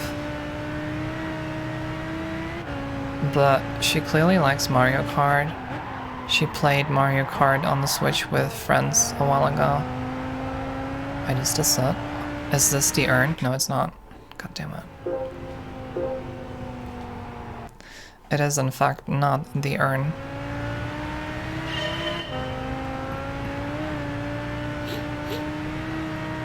But even if we bought her a Switch, games for the Switch are so fucking expensive.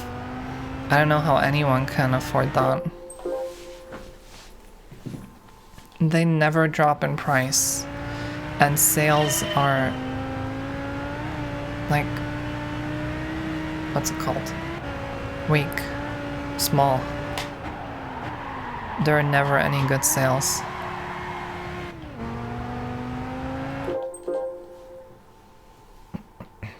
Best thing you can do is buy it used or borrow it, I guess.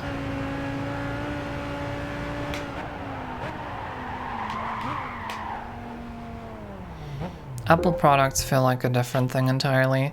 What Nintendo is doing with its games and never dropping the price, demanding $60 fucking for Pokemon Scarlet and Violet when it's ugly as shit and unfinished.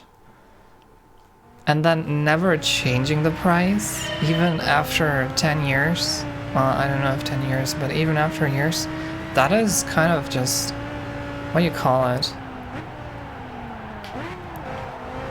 A kick in the consumer's ballsack.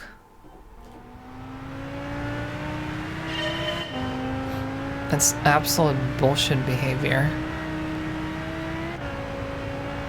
I'm not very familiar with Apple, and Apple doesn't, like, make consoles and software.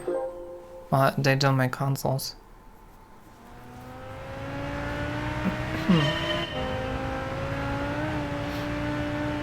Pokemon Scarlet and Violet is so sad because it's not a matter of the system being underpowered, which at this point it is. The Nintendo Switch is extremely outdated.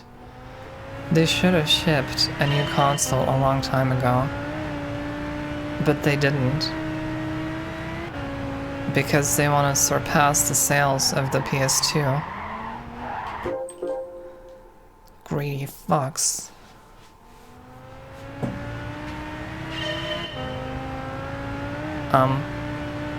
It's not a matter of hardware limitations, even if they exist. It's a matter of devs, like, I don't really know what the matter is.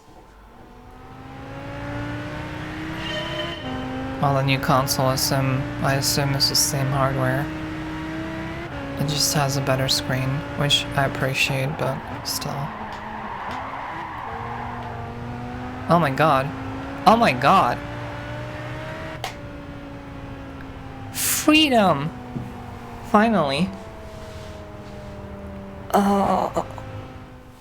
Alright. Thank you, Nintendo. You made this possible. Alright, next license. Forget what I said earlier. I wanna suffer. I beat the time. I was trying to get gold the entire time, and I just finally got it. While rambling.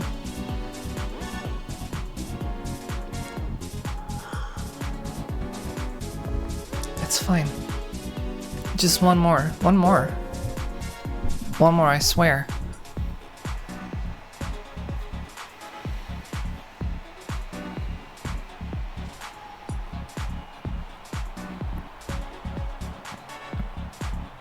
Wait.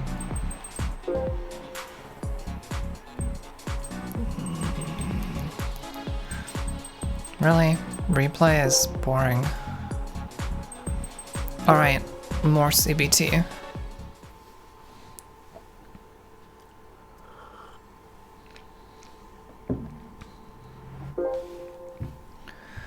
I want an SSD.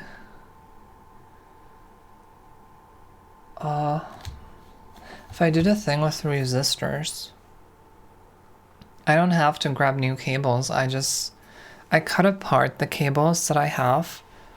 It's convenient because they're change cables, so we have one coded cable for left and one coded cable for right. So I just have to get two identical resistors for that. I cut the cables, I stripped them, and I grabbed the resistor and solder them. Yeah, that sounds straightforward. I mean, it's still going to be work, and even like splicing cables, soldering them, I'm confident in it. But I end up fucking around for a long time, so it always takes a long time and it's pretty exhausting.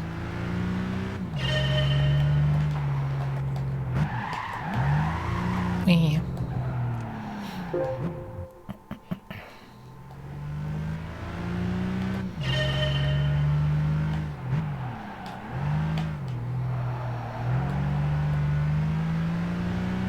This car feels a lot more agreeable. I take it back.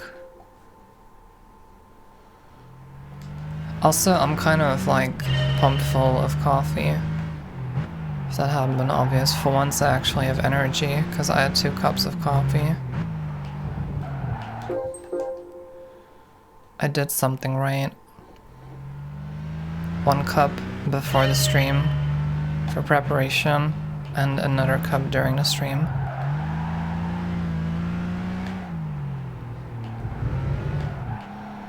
Oh, this is an annoying corner.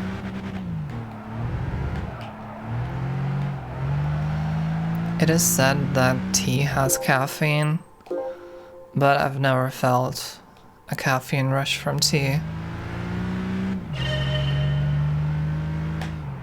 So it may as well be a lie. Yeah, we have Americans in chat, so if you say cup, then you're gonna confuse them because of their imperial system.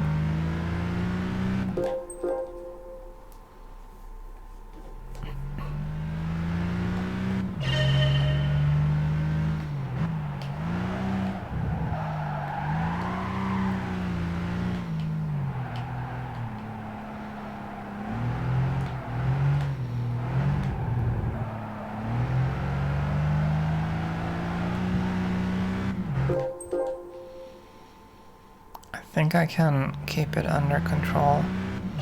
Oh, this is more than 90 degrees, this corner.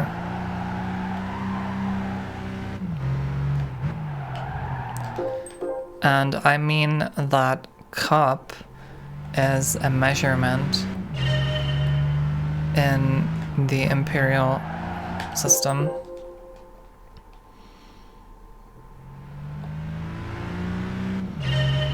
Like it's an actual standardized measurement for some reason.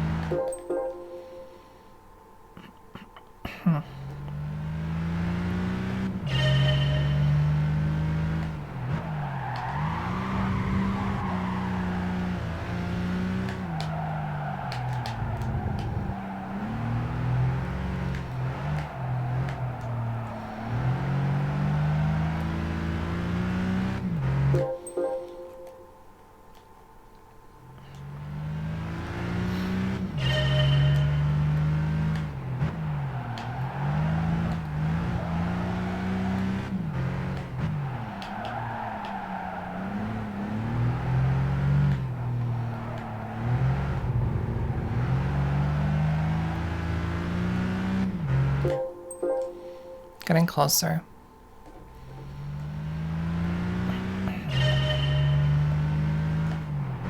I think I'm gonna buy an SSD for the PS3.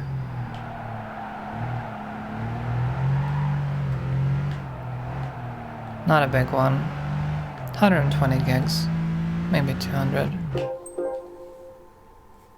Shouldn't be more than 15 bucks. Maybe less.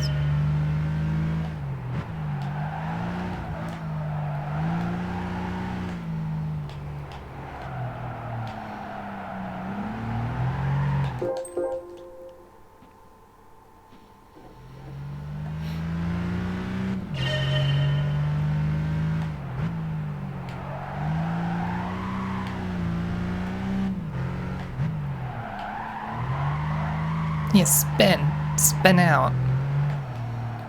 Spin out like it's initial D.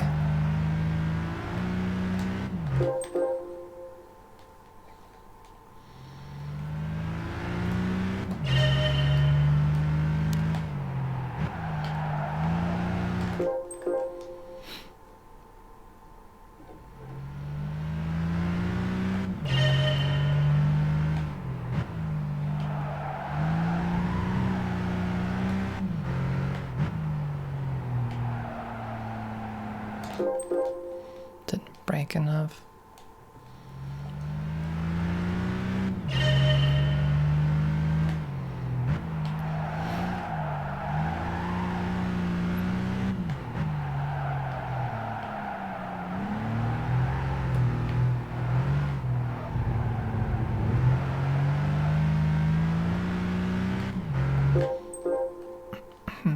Someone close.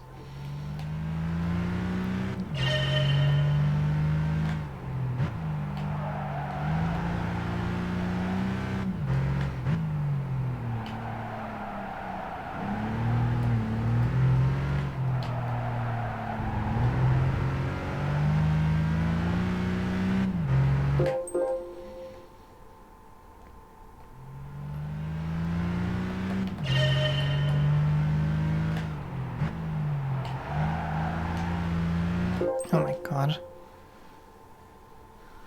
You can actually see my steering inputs. You can see acceleration and brake, but not how hard I'm steering.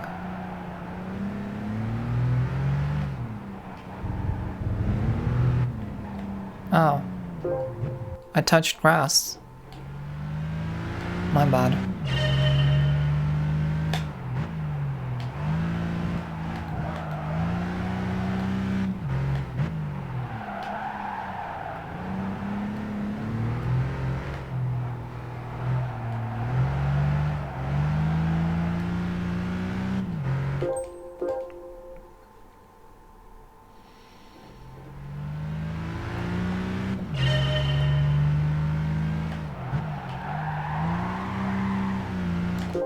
Bark, bark. I dog. I knock over your monitor.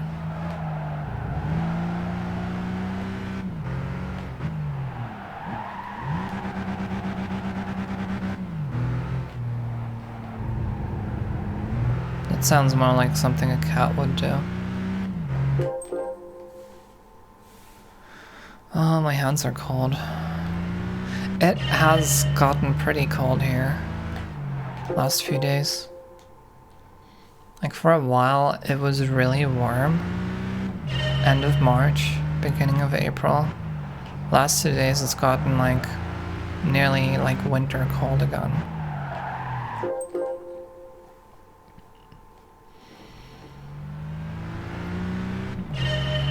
To be honest, any SSD that I put in this thing would probably be worlds faster. What was that sound that I just made? Than whatever HDD is in here. I don't know if I can expect the original owner to have switched out the HDD at some point. If they haven't, then that would mean this HDD is like 15 years old.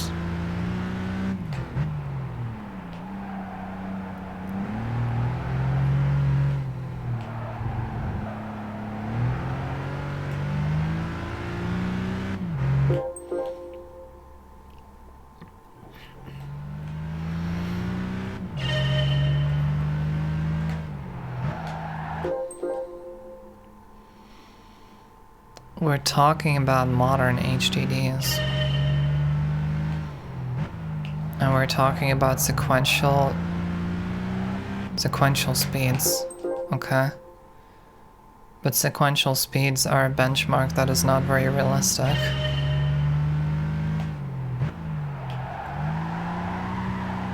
Any cheap SSD I get would still be faster than what I have in here.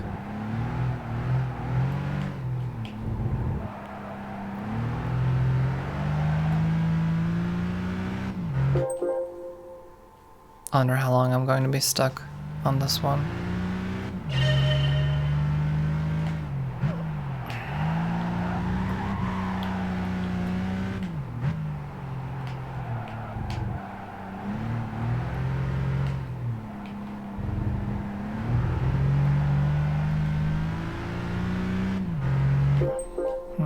At least I have control of that. I think you can see that I'm using the triggers to their full extent.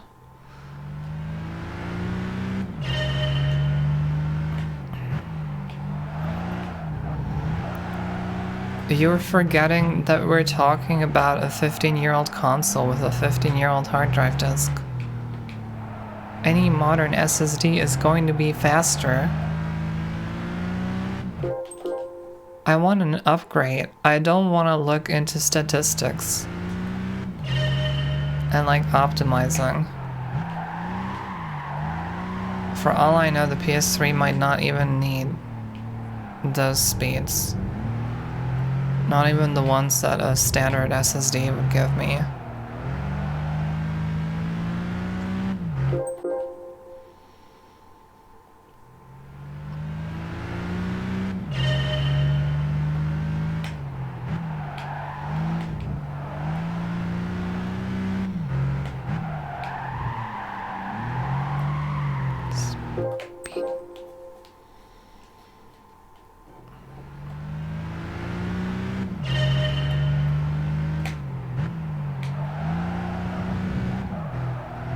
Yeah, cut. Cut corners.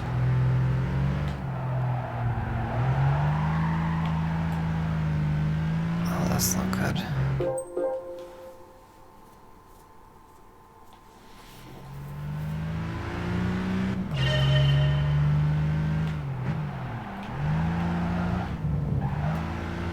Wait, that didn't fail me.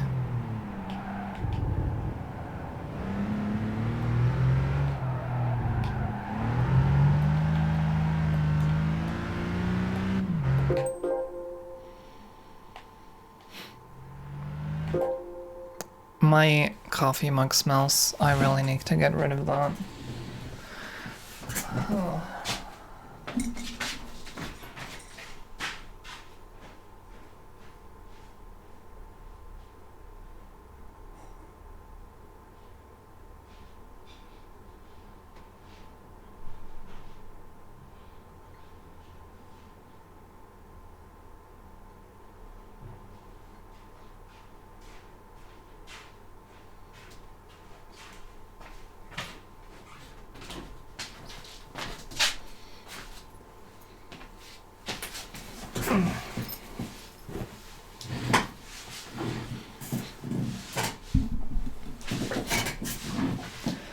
Honestly, I can probably afford to be further away from the monitor.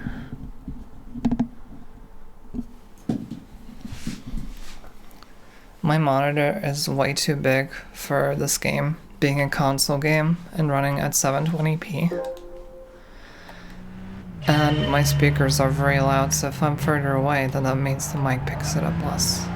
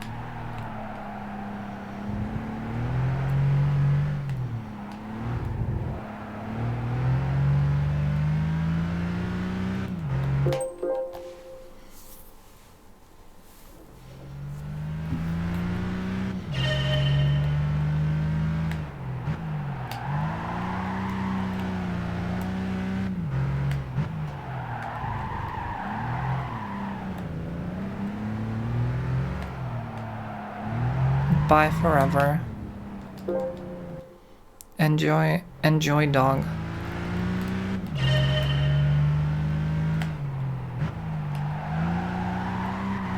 What do you mean, have fun?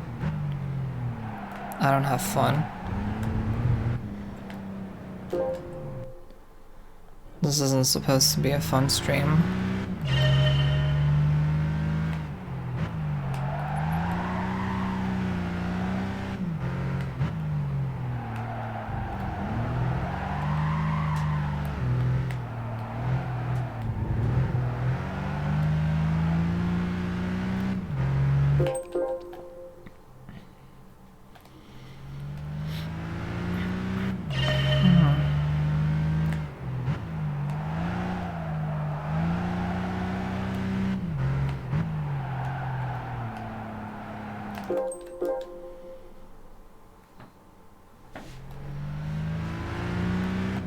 Maybe I should order.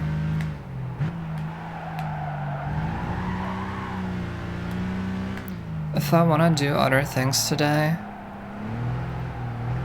like productive things, then should I really spend energy on cooking as well?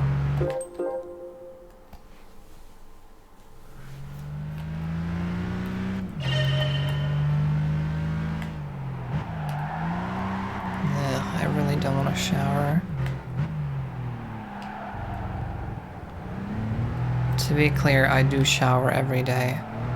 Sometimes I skip a day, but it's not like it really matters because I'm always home anyway. But I normally don't skip more than one day. But I definitely do not like showering.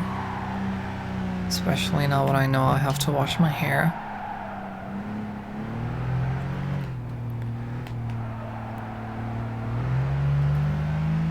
My hair is very long.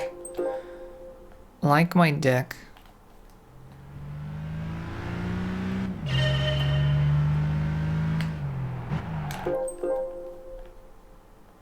It's very hard to take care of.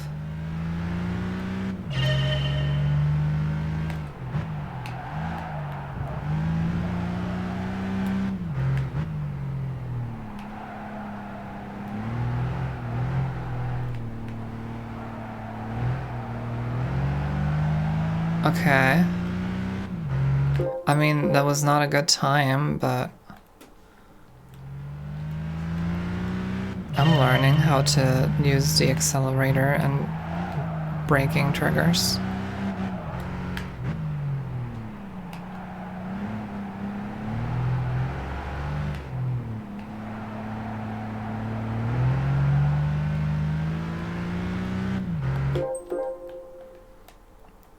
I'm not saying I'm good at it, but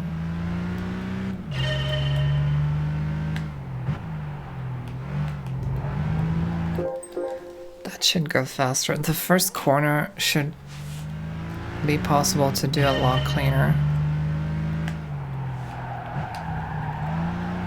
Yeah, like that. I mean, that's not clean, but that's a lot faster.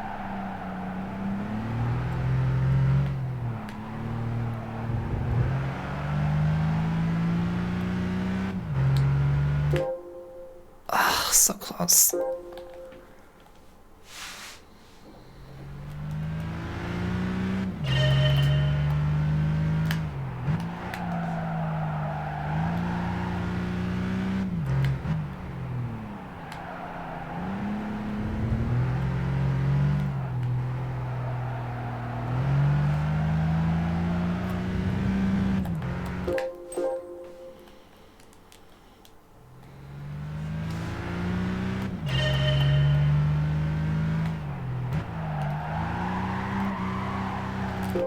What other stuff could I ramble about?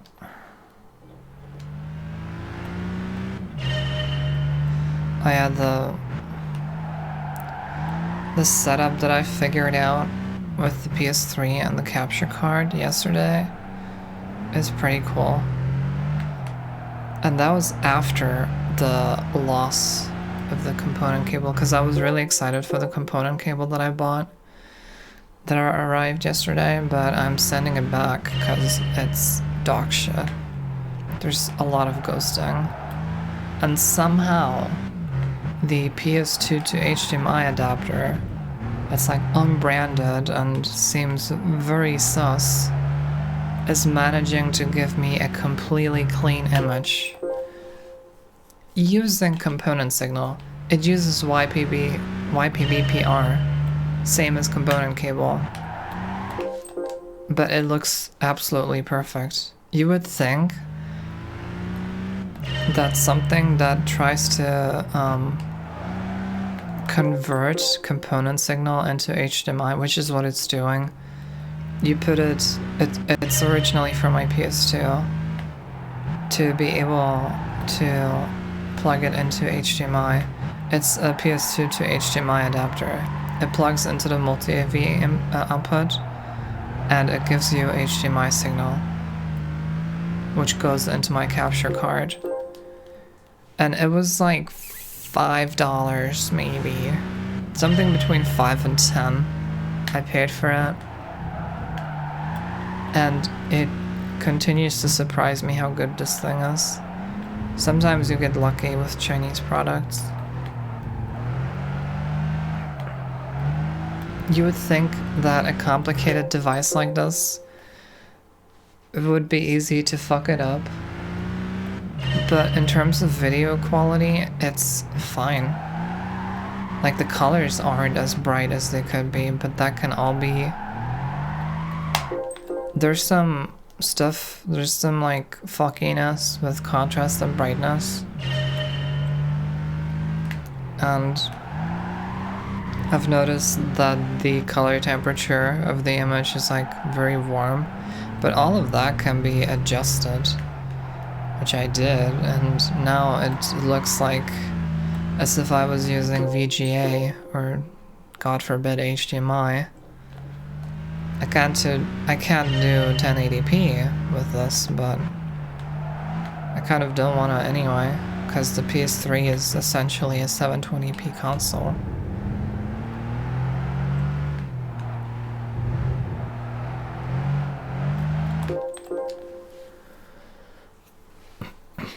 And so after the component cable was a bust, I realized how good this adapter is. And then I also figured out a better way, like a better place for my PS3 to stand. It was like on my left side, like laying flat on the desk sort of. And the cables were all messy and the power cable had to come from somewhere else. But now it's tucked between my speakers and my computer tower. It's standing upright. I don't have like a stand for it, so normally I'd be worried about it being knocked over. But it's like sandwiched between my speakers and my computer, so I'm not worried about that. The power cable goes behind my desk to the same power strips that I use for my computer. So it's completely hidden from view. And I also like rolled up the cables that I was using for HDMI and the capture card and all the other stuff. There's a lot of cables that this setup requires. It'd be a lot easier if it was just playing alone on an HDMI monitor, but that isn't the case. In spite of all that, I feel like I did a pretty good job. It does not look that pretty, but it's a lot neater than before. And since the cables are all like rolled up and I use cable ties and stuff, it's probably easier to undo as well. I did my best. And I also noticed, for some reason it didn't work before, but now it started working.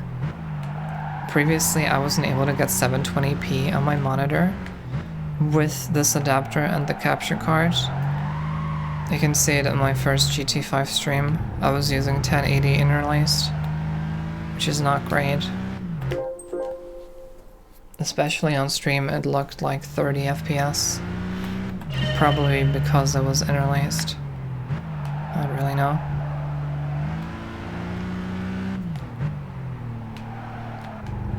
And somehow now it works. Maybe because of the HDMI cables, I don't know.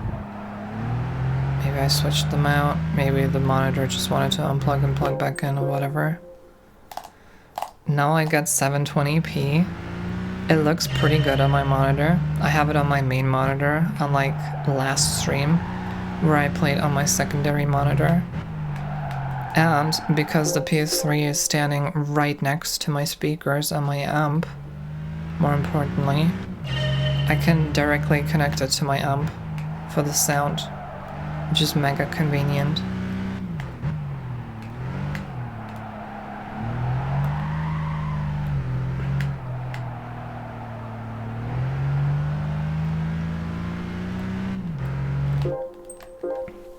And I have a completely functional streaming setup for 720p 60 with my main monitor, and the PS3 is like tucked between places where it doesn't like take away my desk space.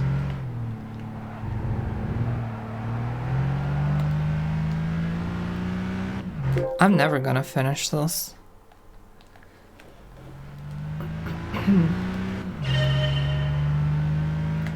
I wanted to replace the adapter, the PS2 to HDMI adapter. I thought I trusted plain component signal directly into the capture card more, but then the component cable that arrived yesterday was dog shit. There was a lot of ghosting, so I can't use that. So after that, I'm actually pretty impressed with the adapter.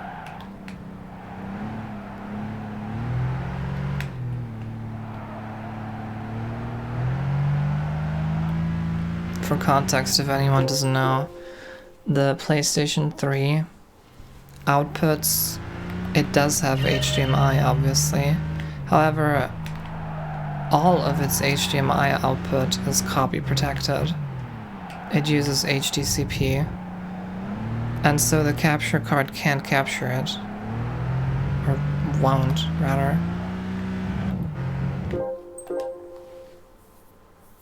So you can't use that for capturing. That would make everything a lot easier. And it's a hardware thing, like, it's all copy protected on a hardware level. The only way to, like, circumvent that would be to, I don't know, solder stuff or, like, replace the chip or whatever. The HDMI encoder chip, whatever.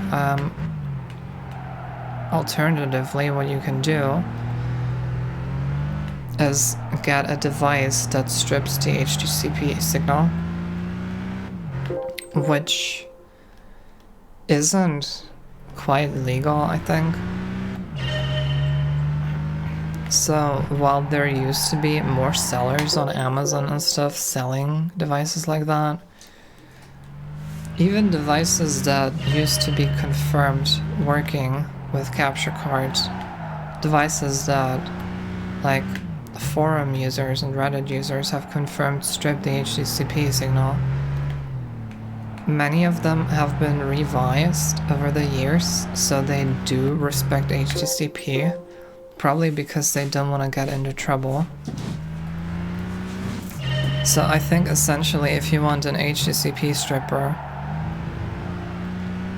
specifically for capture setup, you want an HDMI splitter that strips HDCP. They're not that expensive, however, you kind of have to gamble. You have to, like, buy a couple, potentially, to find one that actually strips HDCP.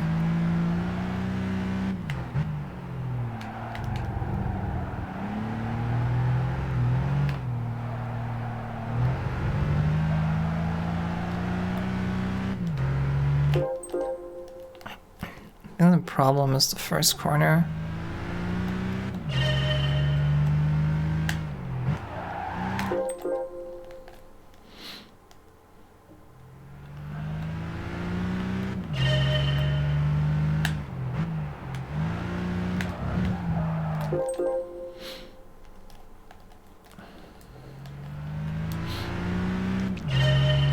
The other method of avoiding the copy protection is to just not use the HDMI output.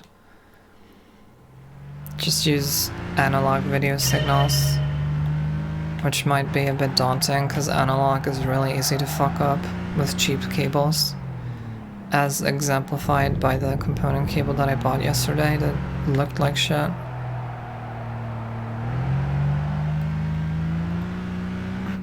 But when the cable is good, component at 720p 60 looks fine, indistinguishable from HDMI. I mean, it might look a little differently, like, it might look differently, but not in a way that's distinctly bad.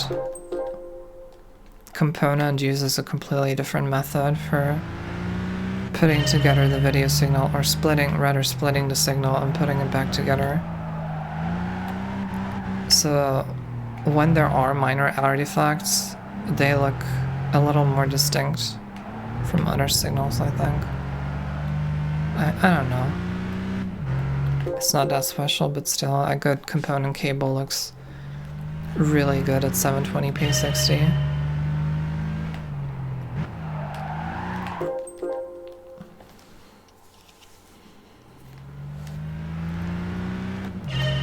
But you have to find a good component cable.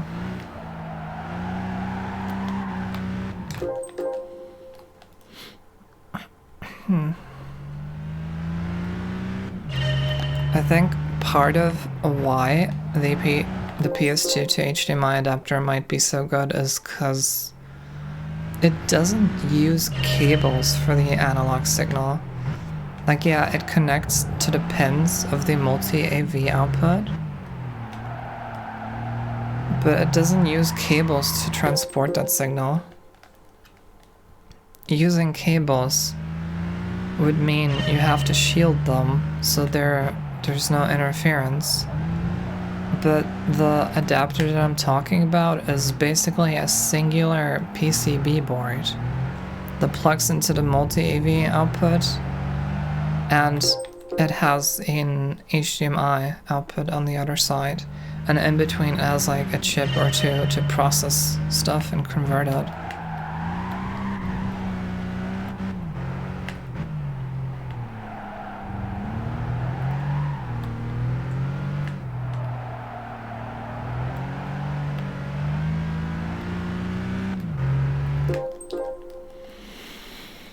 This is gonna take forever. Wow.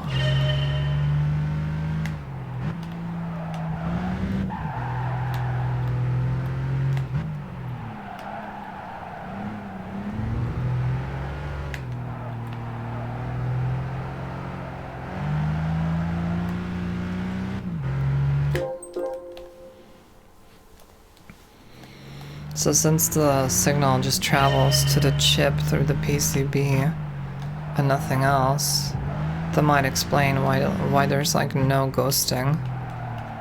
Because there's no chance for ghosting, because the signal travels like 1 centimeter maybe through a PCB. There's no shielding to worry about.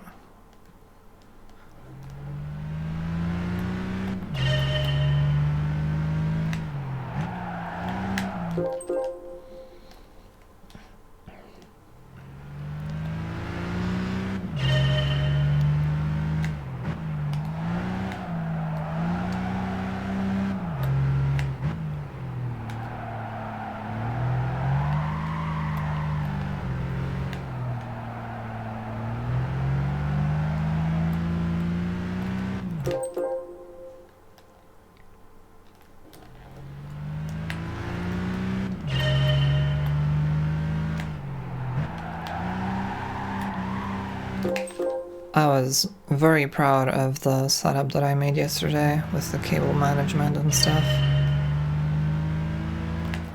The cables are all like behind my computer or speakers. They're all in one place. Nothing is like wired across my entire desk. And there's no like power cable running through my room or across the doorway. God forbid. It's all very neatly set up, and 720p 60 works pretty flawlessly.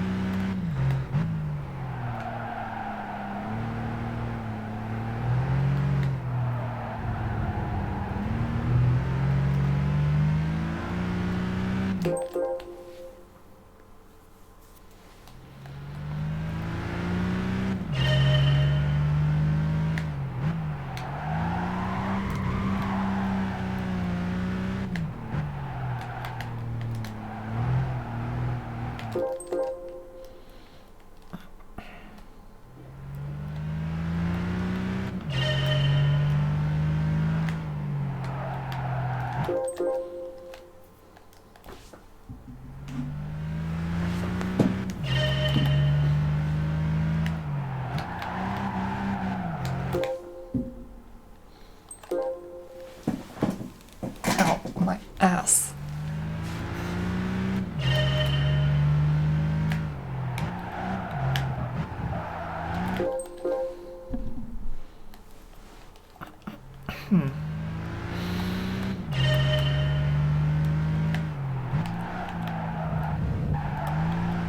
Apparently that didn't disqualify me.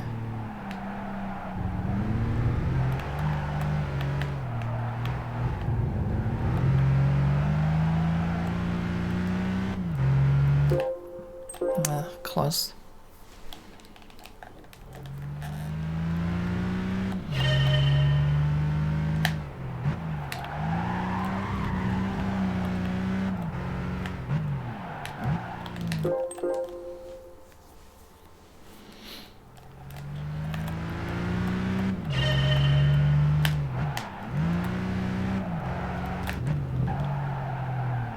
To an extent, I can cut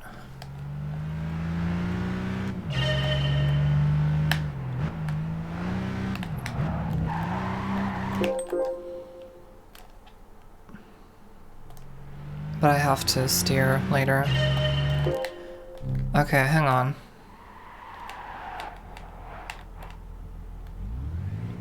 Are those people 2D or...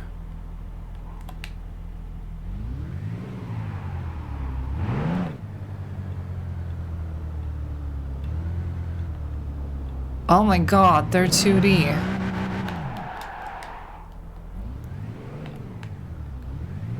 Wait, they're not even 3D models. They're cardboard. What the fuck? Wait, and this game still can't hold 60 FPS despite that? I'm not running them over. I'll run you over.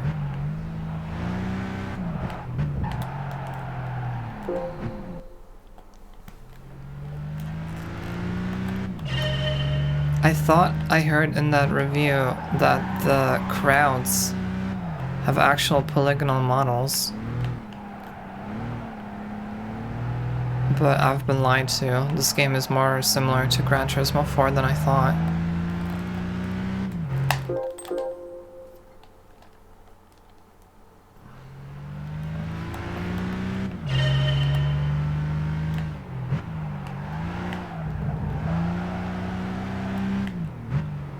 If you enjoy that, then I won't do it.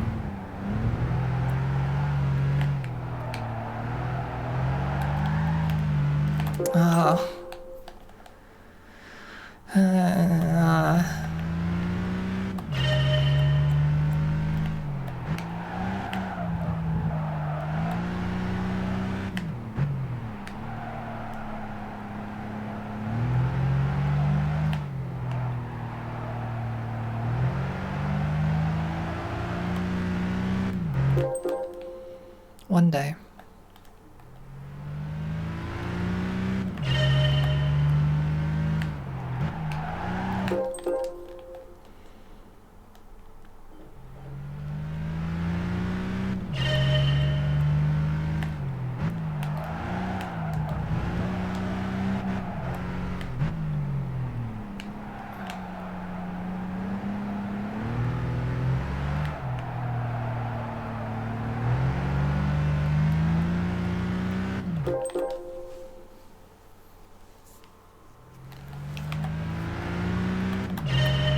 I should do licenses off stream and racing events on stream.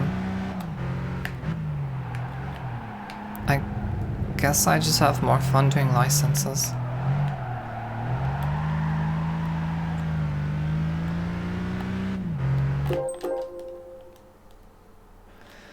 But maybe I'll be better at the game and have more experience if I do races first.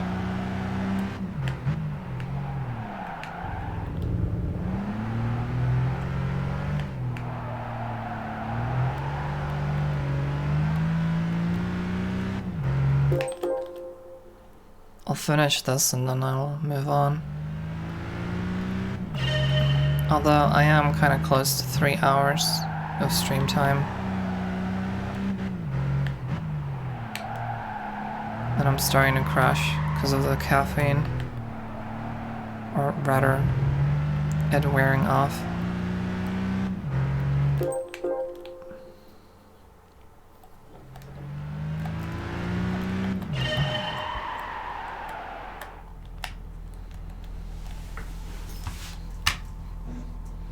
Oh, of course. There's a fly in my juice. Okay, I'm gonna go pee and get more juice. Or maybe I'll just drink water. It's a full glass of juice.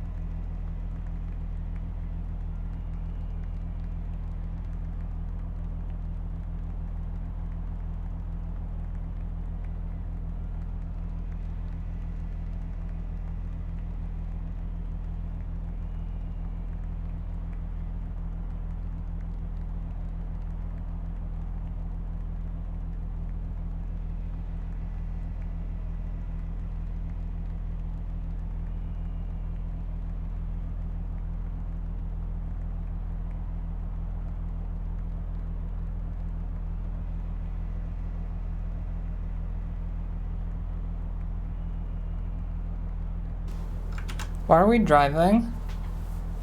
I'm not pressing anything. Go back.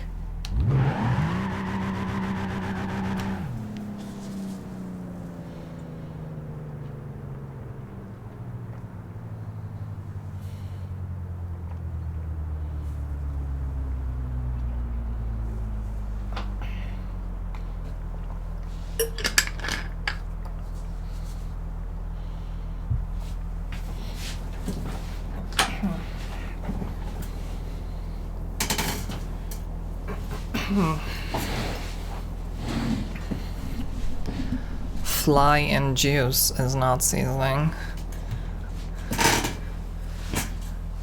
It's gross. I feel bad about it because it's one fly and otherwise perfectly good juice. But I just don't want to drink it anymore.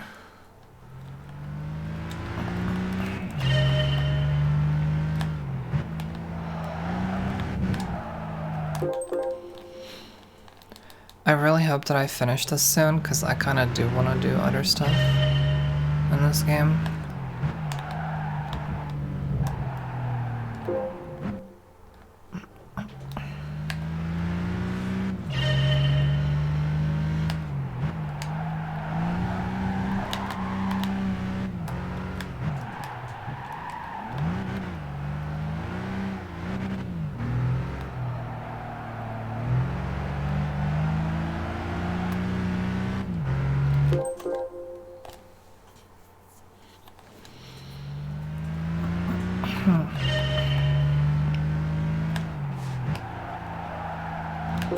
That don't work. I think I am gonna order food, like pizza or something. Also, the restaurant that I have been ordering from regularly the last like half a year or so since I've gone vegetarian, they always take so long with my orders, even during the day. At night, they take 1 hour minimum. During the day, they've started taking an hour as well. And when I'm hungry and ordering food, I don't want to sit around an hour and wait. I'm done with that. And for comparison, before I went vegetarian, or to be, in other words, the pizzeria that we ordered from, pizza restaurant that we ordered from as a family ever since I was little, that one delivers to us within 10 to 20 minutes. It is not that hard. I live in a very dense city. And you would think, since I've ordered from them so often, by this point, the last half a year, they would like hurry up with my orders a little, but they don't. I always have to wait. I wait and suffer. And the reason I do that is because the way they season it, or the ingredients that they use, are so good. Like, I felt blown away by the fact that that specific pizza, cheese, onion, shrooms, and extra garlic, that it tastes so full and rich that it almost felt like there was meat in there, but not really. Maybe because of seasoning or the way the onions are grilled or something. I don't know. I've yet to find another pizza that kind of replicates that.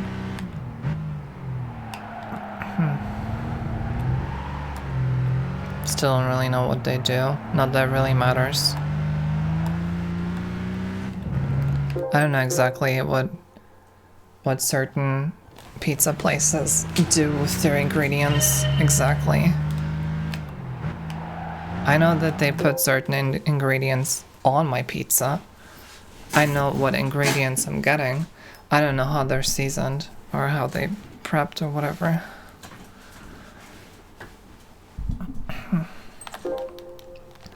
It's really difficult because I used to love salami pizza. I even used to love pineapple pizza. I used to really like the mix of sweetness and the meat, the saltiness, savoriness.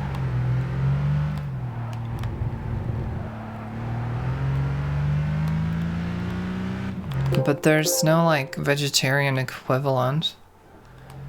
You could use vegetarian salami, but no one does it. If someone did, it's like the big chains like, I don't know, Pizza Hut or whatever, Domino's, which they do exist here actually. I think there is a Domino's pizza that I could order from, but those are really expensive.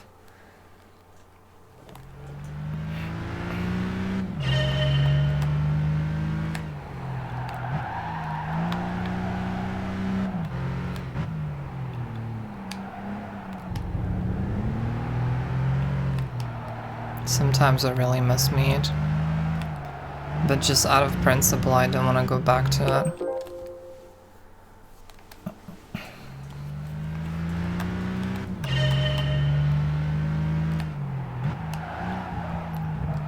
And yeah, maybe.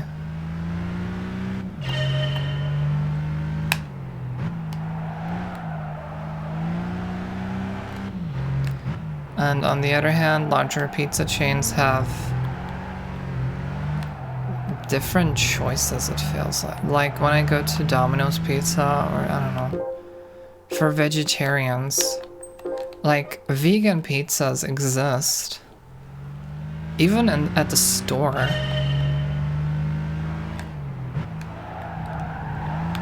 Honestly. That, pizzas with like, for instance, you can get pizza here even with vegan cheese if you want. But the only place I've ever seen that available at was I think Domino's. Like the really expensive chains.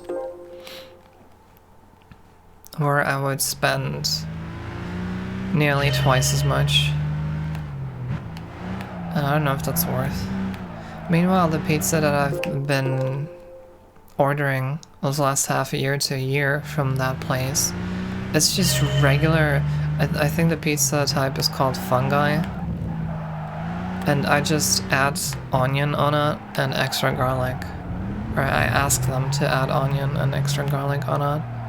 That's really nice. And like every pizza place makes that type of pizza. It's like margarita. Or Pizza Hawaii. Like every restaurant supports the type of pizza. There's a certain pizza compatibility between restaurants, regardless of whether they're big or small, or conservative or groundbreaking.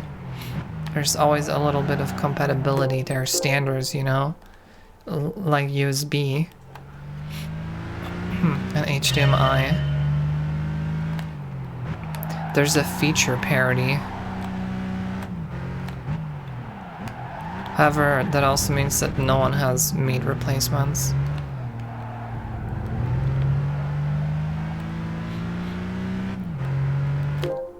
Oh, that was also close.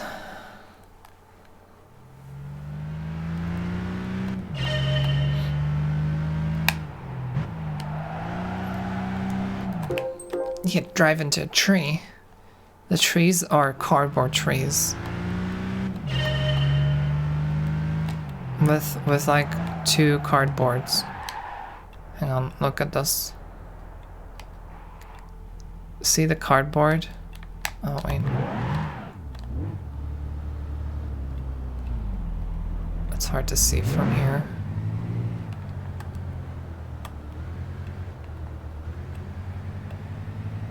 There you go. It's like a plus shape. No leaves or anything, no twigs, no models, just cardboard. Literally the same as Gran Turismo 4. generational leap, by the way.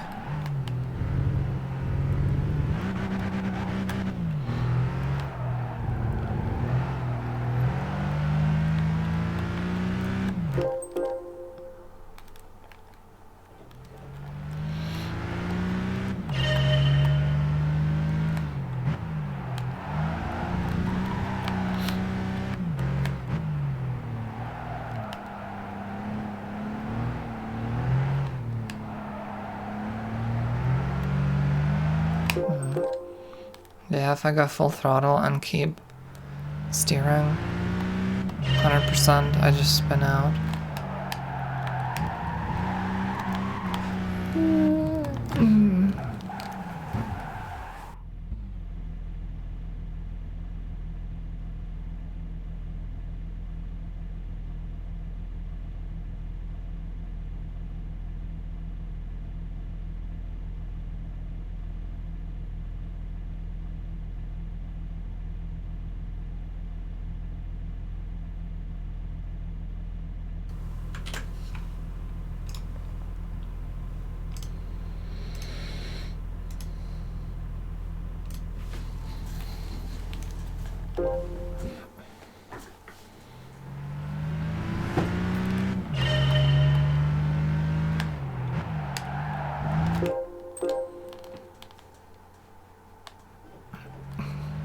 Something else that I've been enjoying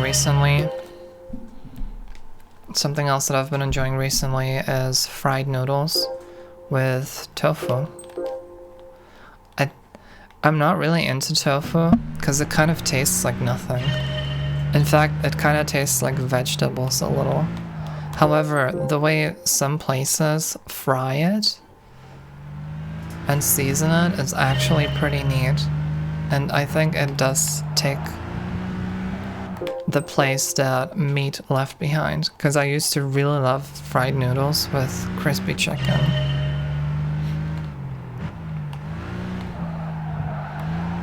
And to an extent, tofu does replace that, even if it tastes differently.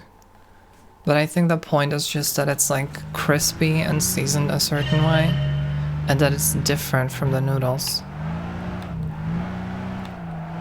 So I've been liking that, but it turns out that a lot of noodle places do not even offer tofu.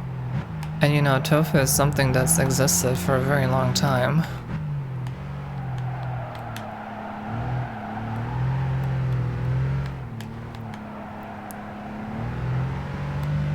The Asian style restaurant that I used to always buy my noodle boxes from, they used to have tofu on their menu. And then they changed it so that it's not explicitly on the menu anymore. And they still have it, but if you went there and looked at the menu, you wouldn't be able to tell that they actually have tofu. They offer fried noodles with chicken, fried noodles with crispy chicken, turkey, salmon, I don't know, and fried noodles with vegetable, like one singular eggplant thrown into the box with the noodles. No, like salad and stuff, little pieces. No option for tofu. And these days, when I go there and ask for fried noodles with tofu, they will make fried noodles with tofu. And it tastes okay. But they charge me €1 for the tofu, because it's like an extra topping. And I think that's bullshit.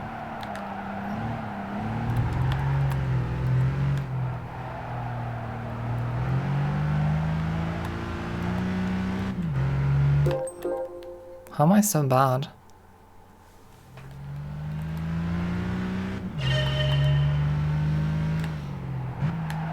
And ironically, going to that place and asking for the €1 extra tofu is still like half as expensive as ordering. I swear to God. Asian restaurants that deliver food will not deliver fried noodles under, I don't know, €7. Much more, actually.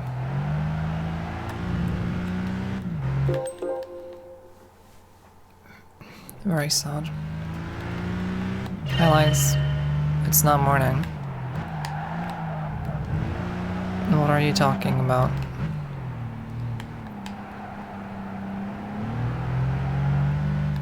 $9:35 a.m. Well, it's time, I think.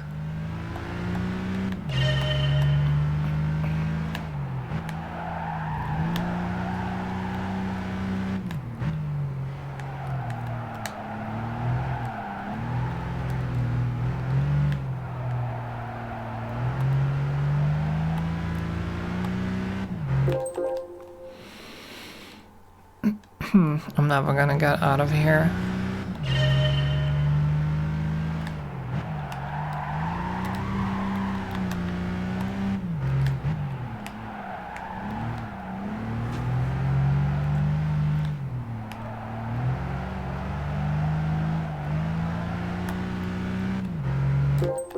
I need 18,300. I'm not even close. I kind of expected Gran Turismo 5 to, like, dial down the difficulty of the license exams.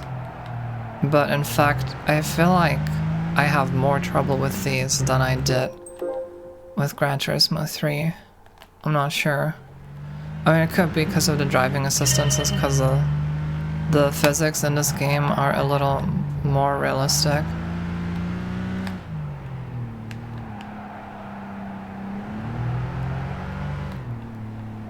But yeah. Basically, every license exam takes me like a half an hour to complete. With gold, I mean. I can complete them on silver just fine. I'm not that bad.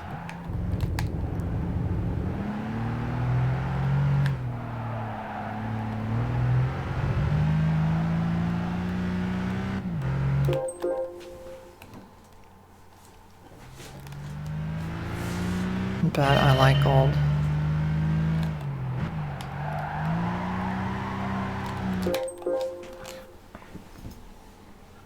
I want gold. I can't help it.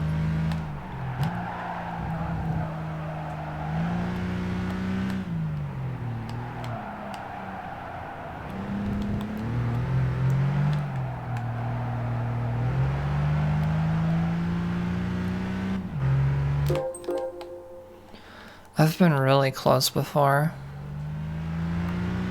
Oh man.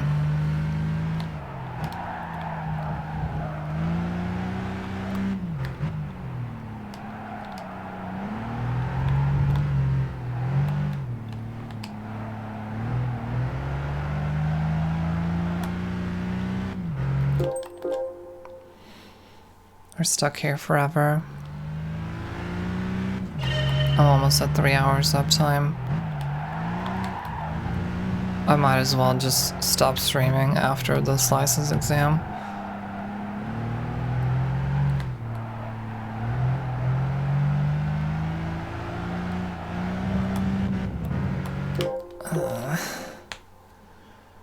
I wanted to do other stuff. I wanted to do actual racing events. But I can't help myself.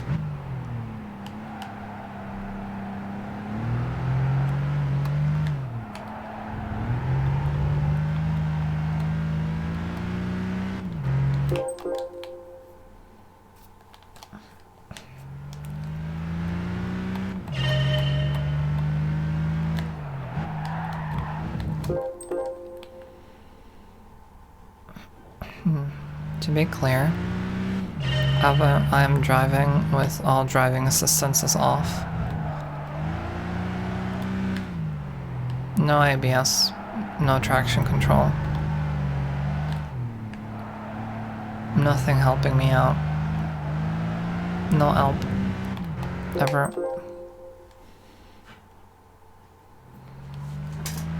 I've brought this upon myself.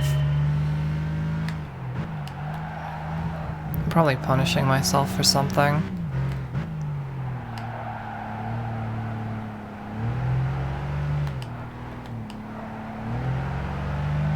Well, the more realistic theory is that I just enjoy licenses, even if they're difficult. I like my first theory better, though. Cock and ball torture.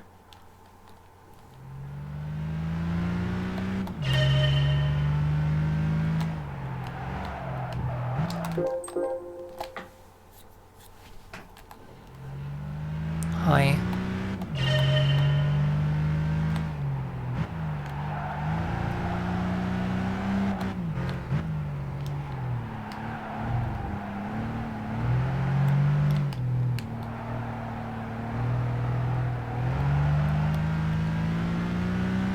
I'm not really doing badly anymore. I think I'm learning how to deal with the physics.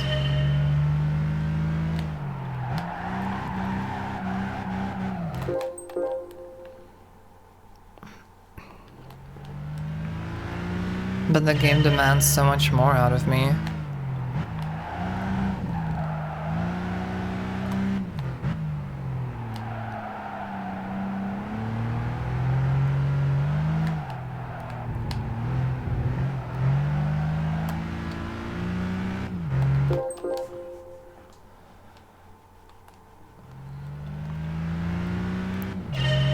No, don't...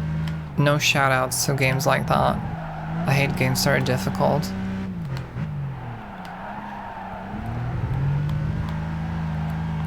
When a game is too difficult to be played, then... Wait a minute. Fuck! You're kidding. 6 milliseconds.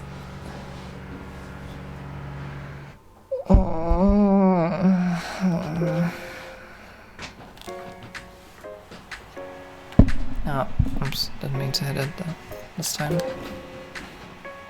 I need to exit out of the menu, because I want the ghosts to be gone. I'm scared of ghosts. Yay, autism jokes. Funny.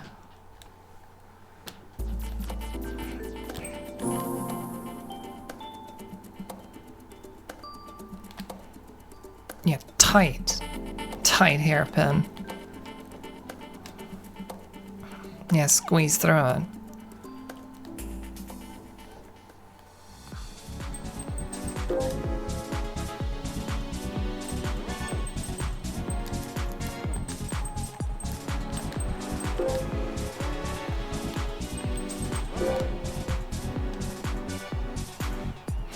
Well, I've managed to get 306.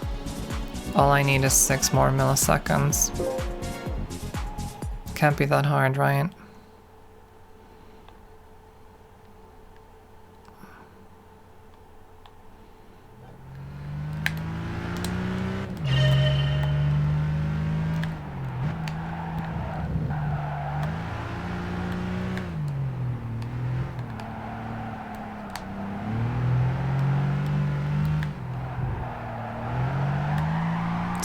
Spin! Okay, well... I'm slowly going insane.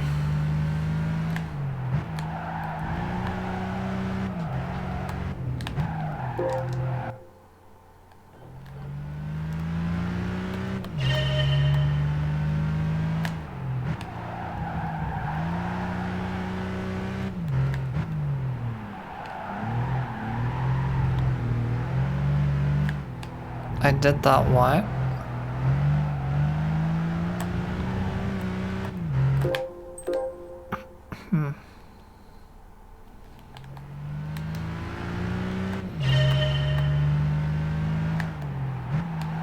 What Saudi Arabia drifting thing? Are we making jokes at the expense of brown people again? I don't like making jokes at the expense of brown people.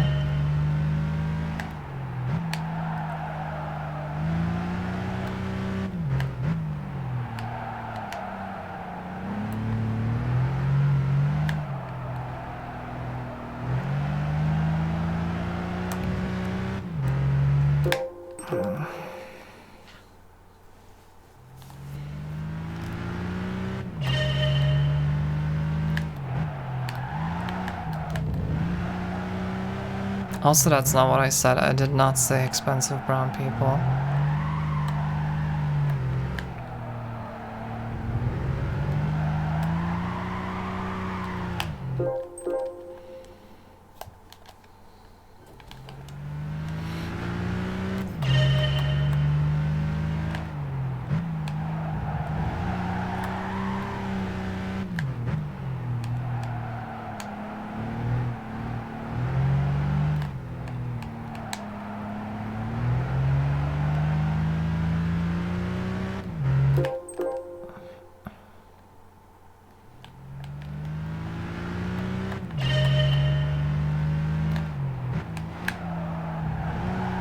Yeah, I'm a real cracker. Am I right?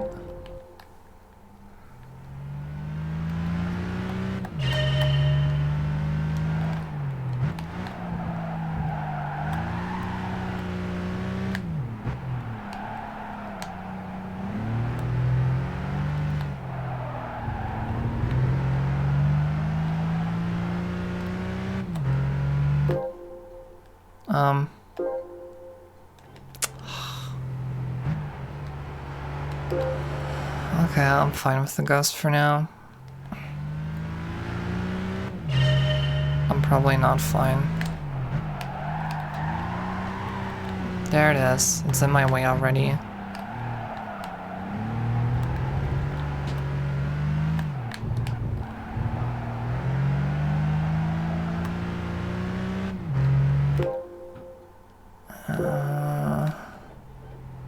That was even slower.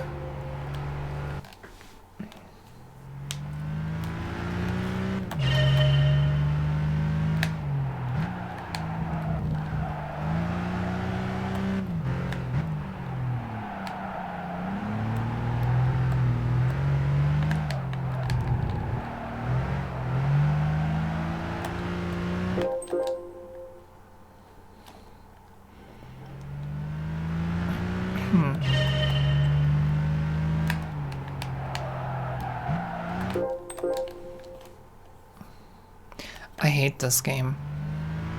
I hate my life. I hate myself.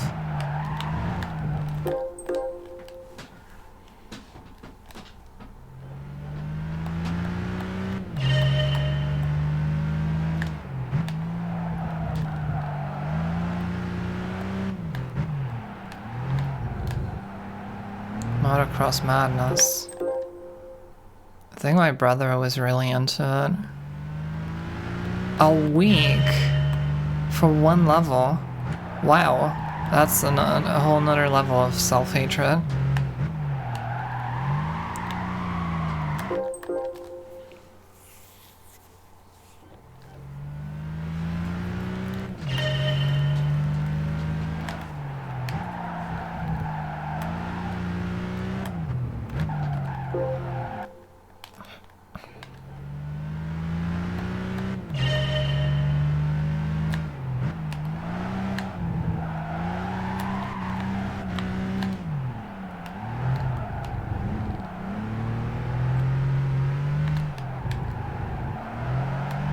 GB. Wait. Was Motocross Madness not a computer game? A PC game? Maybe I mixed it up with something else.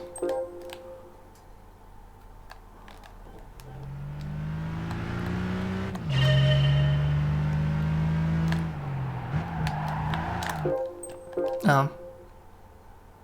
Wait, so Motocross Madness was that computer game, right?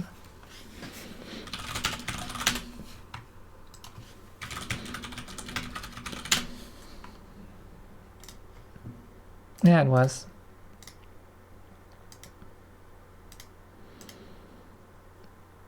This looks like the game that my brother played.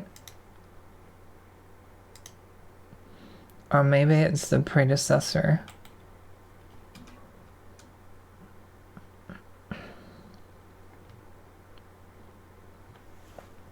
Well, games I've never played myself, but that I have secondhand nostalgia from my brother.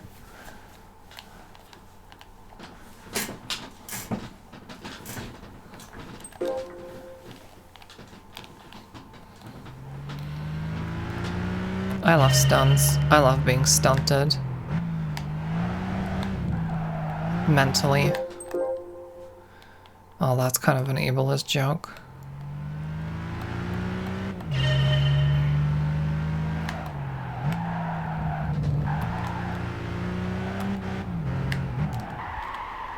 You drive into the people.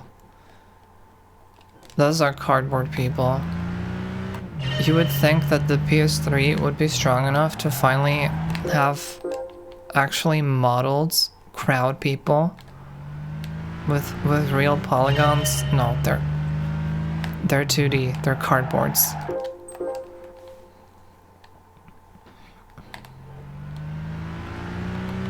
Just like in GT4.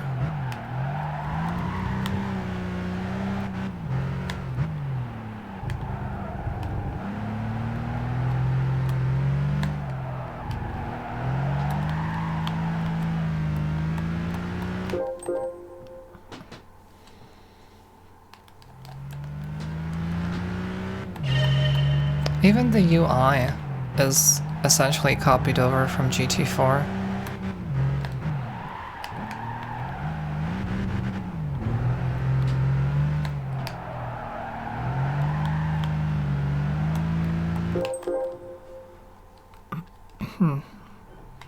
Which I mean is fine.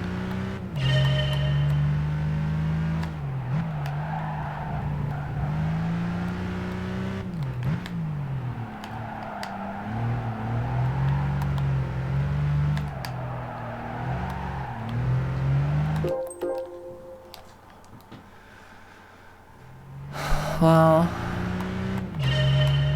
for the PS3, Gran Turismo 5 did look very good. It was one of the higher quality games, definitely.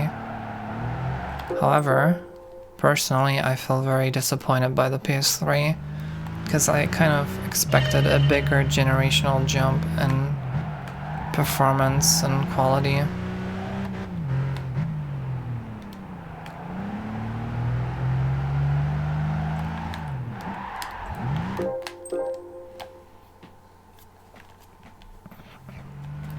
Booba.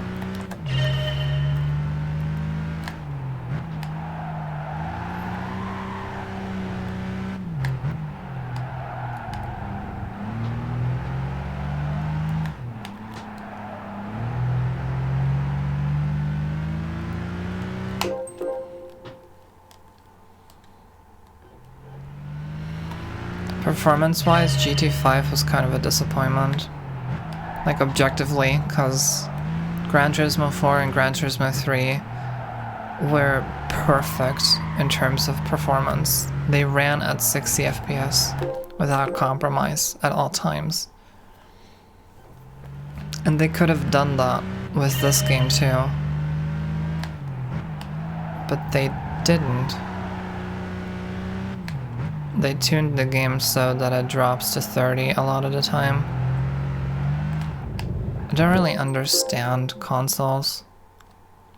There's a lot of console games on the PS3 at least, where developers would go out of the way to do anti-aliasing when that's really expensive, but then sacrifice performance for it. Like games where they would choose anti-aliasing but then cap the frame rate at 30 FPS, which is understandable if you want to use anti-aliasing. But then why not just disable that and have the game run at 60 or fluctuate less? I don't really understand, I don't know, developers and the audience probably less sensitive to frame rate fluctuations. Meanwhile, here am I with an RTX 4070 Ti and a 1440p 165Hz monitor, and I refuse to play any computer games that are capped at 30 or 60.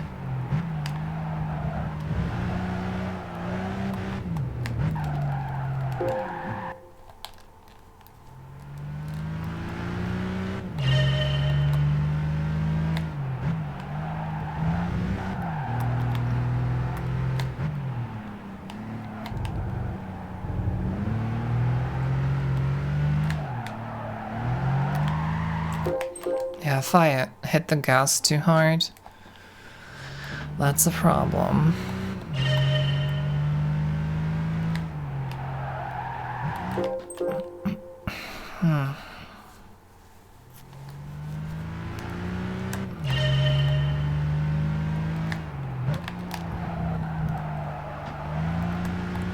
Shaders more like shitted and farted.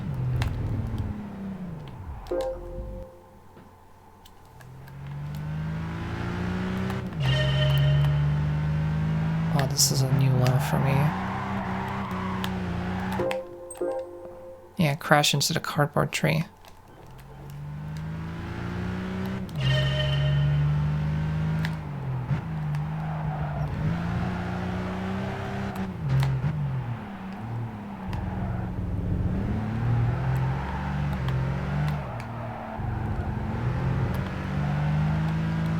Maybe if I hit the gas earlier there.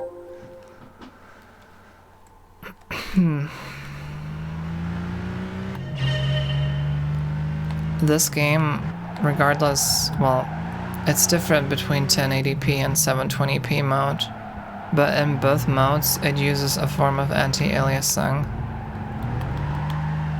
and I just don't find that necessary. 37 milliseconds? Oh, yeah, that was still slower than my record.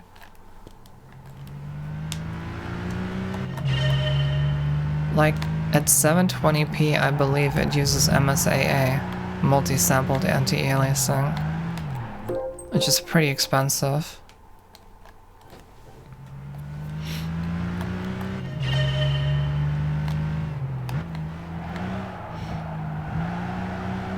That's a lot of tearing.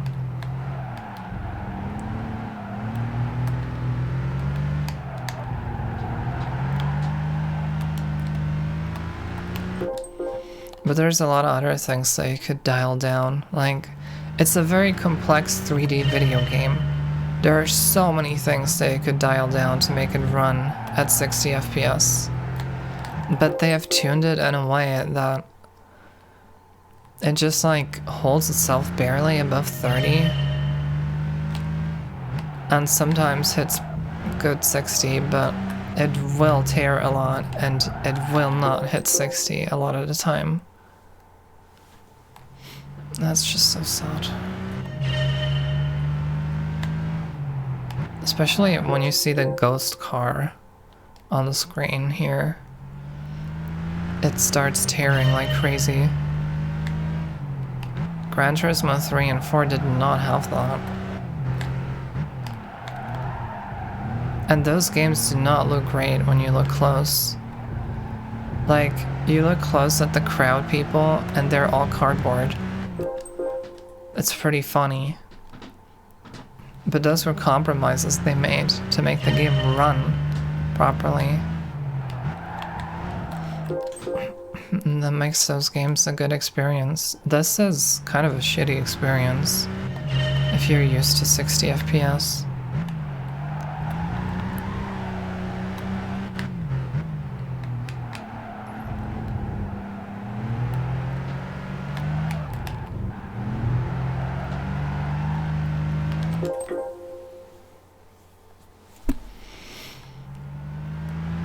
Yeah, the reason I'm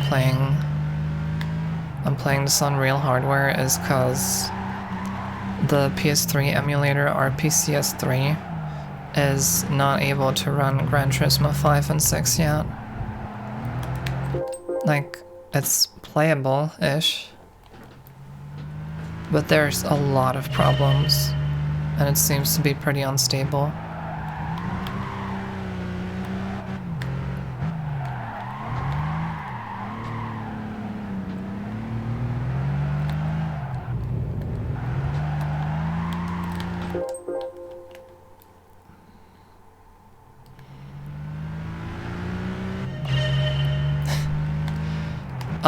Let this sink in. I've been live for over 3 hours, and I've finished 2 license exams. And this is the 3rd one I'm doing today. Oh my god. It could be the 4th one, I'm not sure. I think it's the 3rd. So that's like a whole hour for each exam. I mean, at least I'm rambling.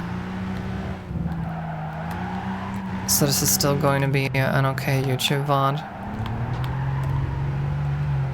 But gameplay-wise, there's not a lot going on.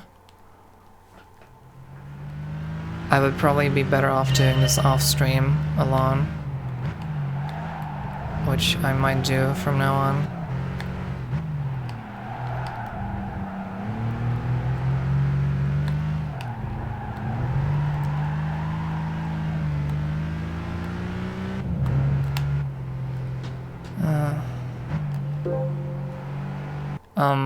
This is a license exam. Literally what I'm doing here is a license exam.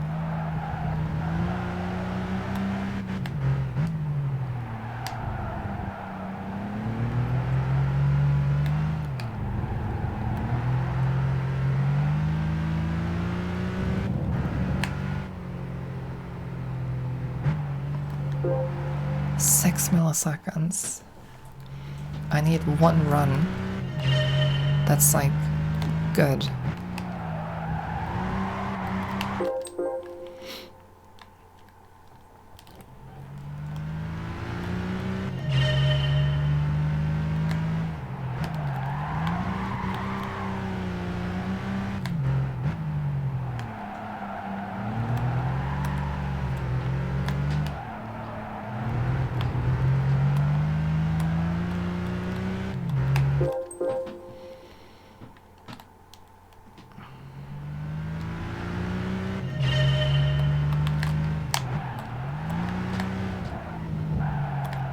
Oh, come on, your face is disqualified.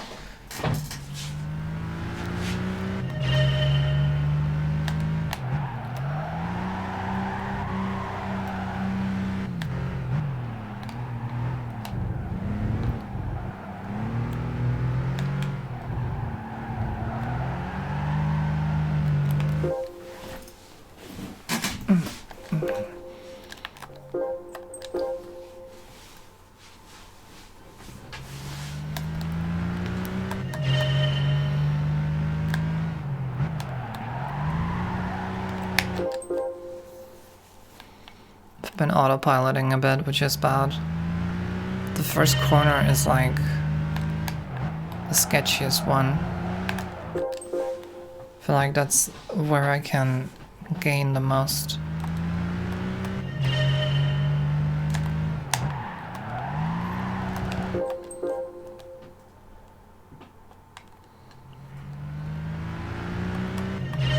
But hey, at least it's not as bad as Legs with Motocross Madness, or whatever that game was called.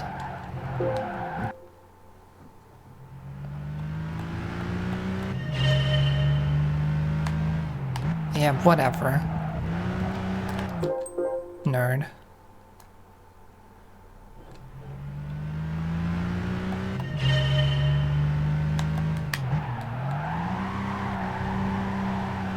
Is that Sailor Moon?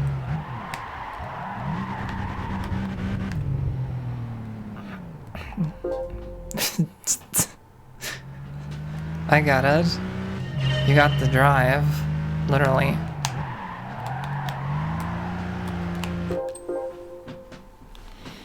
That's a lot of sailors. One of them looks like sushi or marshmallow.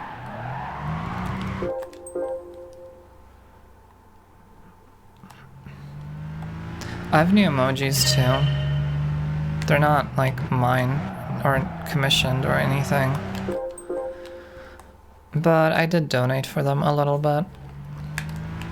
They're freely available by a little artist on Twitter.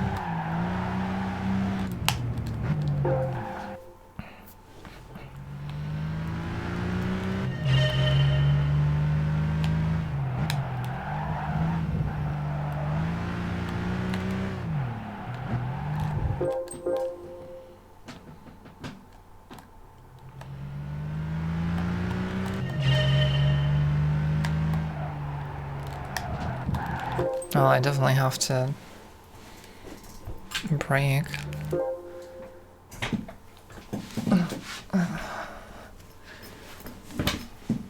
I will not rest until I finish this. It's becoming less and less likely that I do any racing events anymore on the stream. I've been live for almost 3.5 hours and I've done only 2 license exams. This has been quite the stream. But at least my mood has been fine.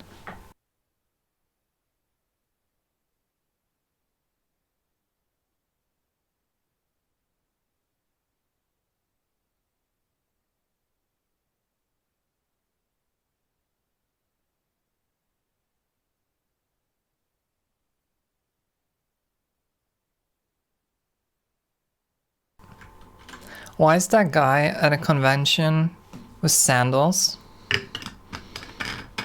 Those are the type of shoes I wear when I take out the trash. It's the funds. The what?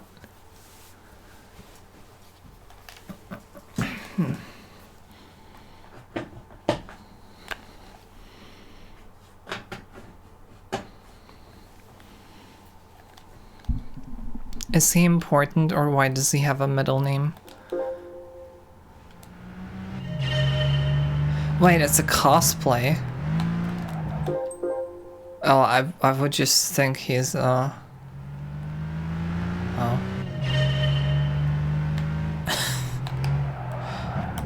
That is a very fleshed out personality. Oh my god, that predates Seinfeld. Even Seinfeld is before my time.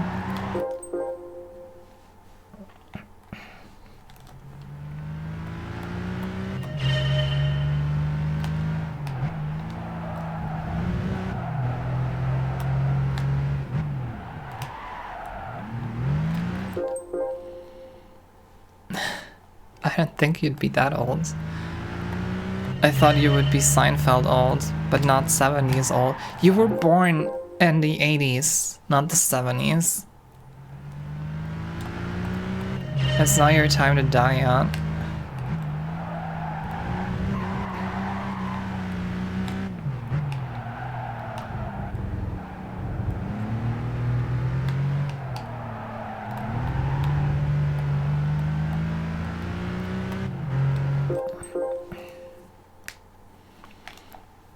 Hey, how you doing?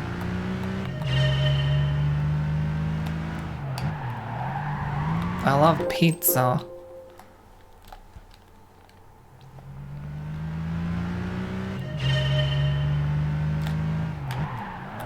And The Godfather and The Sopranos or whatever.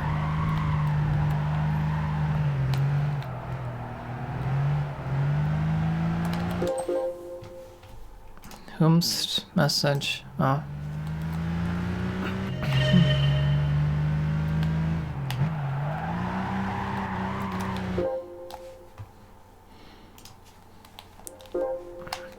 Hey, I'm walking here. I'm walking here.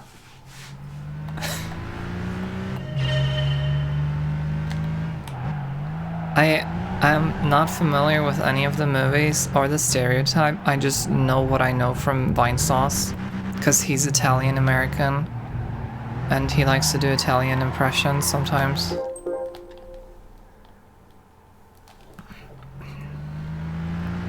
I'm painfully European.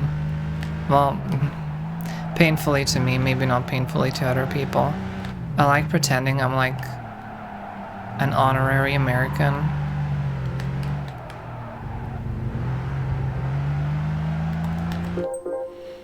One can dream. I've never even been in America, but I feel more American than I feel European.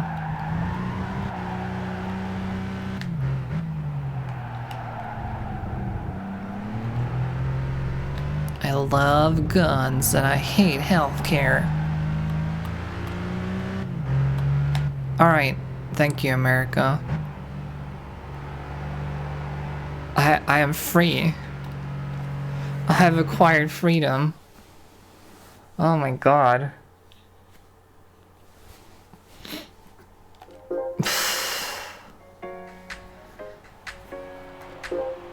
I think I might order pizza or something and then keep streaming until that arrives.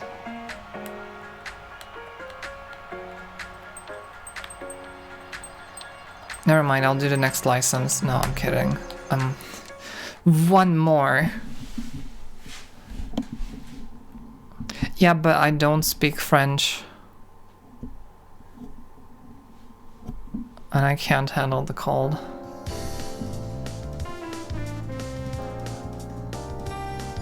Also, I'm very impolite.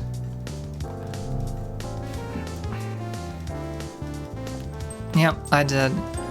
This is what I did today. I did these 3 license exams. These 3.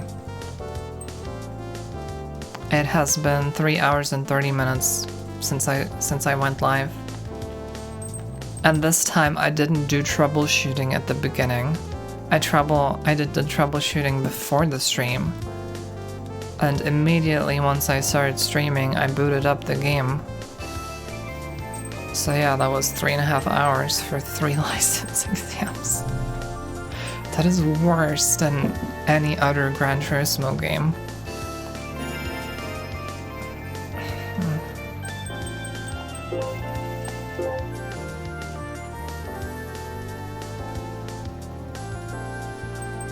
Wow, this music is bopping.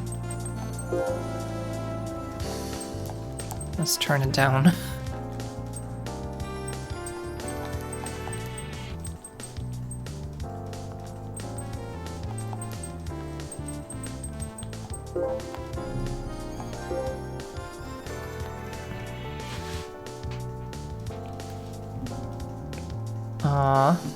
Oh. Oh my god, they sent off the Tomb Raider trilogy. Okay, it's Friday. I'm not getting the game until Monday or Tuesday. One of those two. Monday is very possible, but it's already 4 PM today, so I would say Tuesday. I bought the Tomb Raider trilogy for the PS3. It's a game that includes Tomb Raider Anniversary, Legend, and Underworld. Underworld released standalone on the PS3. You could buy that. But I haven't started playing Underworld yet. I've started playing Legend, and I've never finished it. Your face is Underworld. Underworld. Underworld. Underworld. Underworld is available standalone. Legend, however, is not, because Legend came out, I don't know when it came out, 2004 or 5. It was the first in the reboot series of Tomb Raider. And the PlayStation 2 was the main console. It might have, I don't know if it released on the Xbox 360, but yeah, it was around that time, so that was before the PS3. And then the trilogy that I'm talking about is the subtitle of it is Classics AD Collection. So yeah, Tomb Raider Legend is part of that trilogy, and that's why I bought it. I might not even play it. I might just have it on my shelf and look at it romantically, as you do.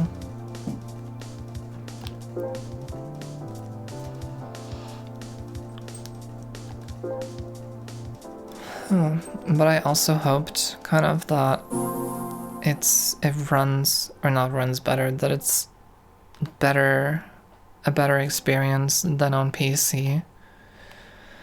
Because on PC, whether it's mouse and keyboard or gamepad, it feels ass to play.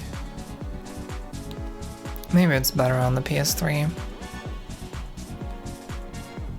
And I do want to play it through the PS2 because it's limited to 30 FPS there, and capturing off of a PS2 is a little bit of a pain.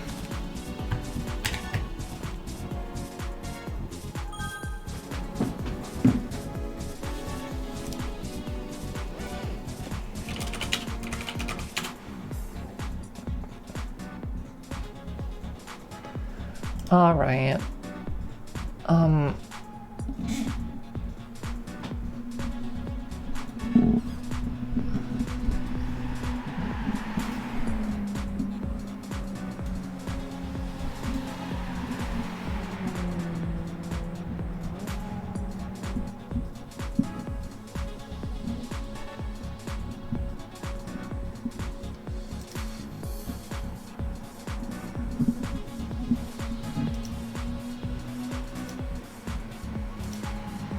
Pizza. Have you heard of Miku?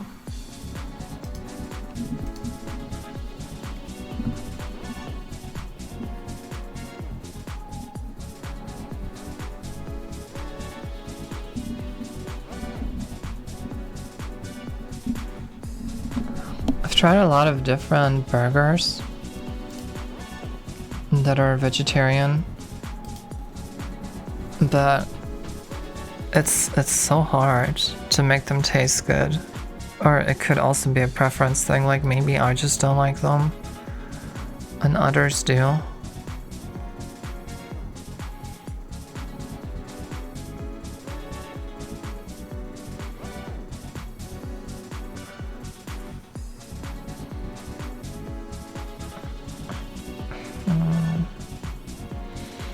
Domino's pizza. Let's not.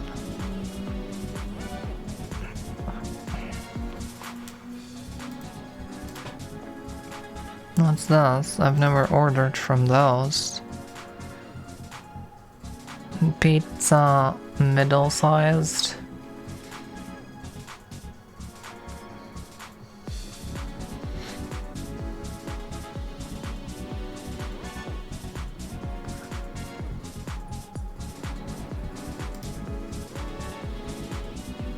One pizza, please. Extra pizza.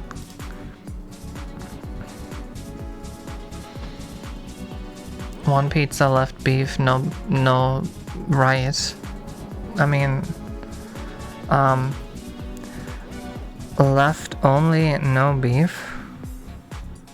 No, wait. Because beef is on it, but nothing else.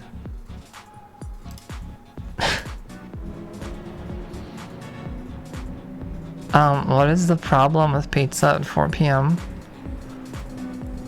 Am I being judged? Pizza American fungi. Yeah, give me that foot fungus.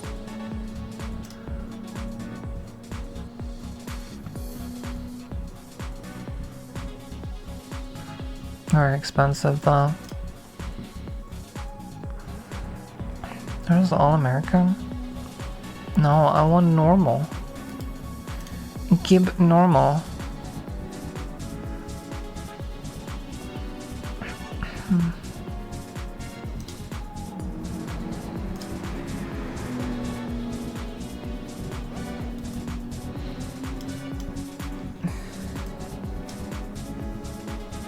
Holy shit, you sound like my mom. It's not dinner time. Wow, you're eating that in the morning?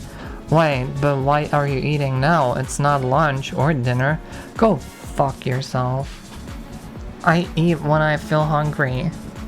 I eat what I feel like eating. What is wrong with people?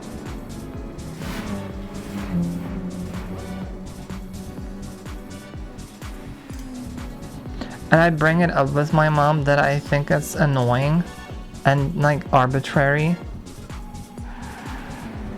How she talks about, oh, you're only supposed to eat in the morning and you're not supposed to eat pizza or soup. You're supposed to eat like bread and butter, and I don't fucking know. But she never listens. She starts a minor fight and that gets angry at me for being annoyed.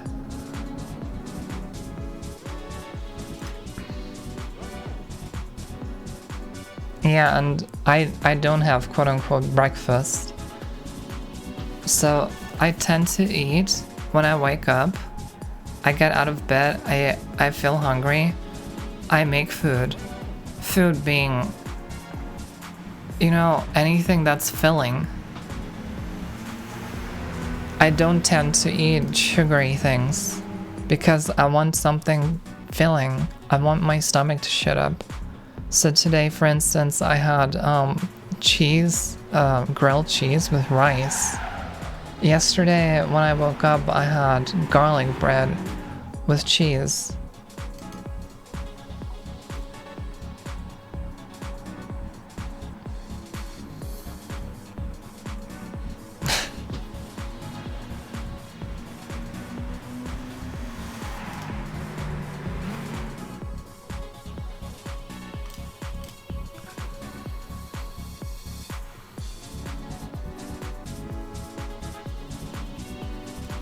So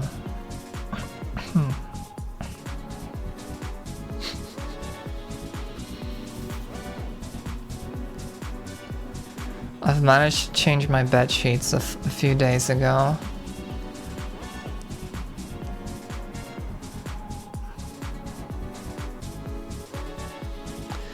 Eat shit game.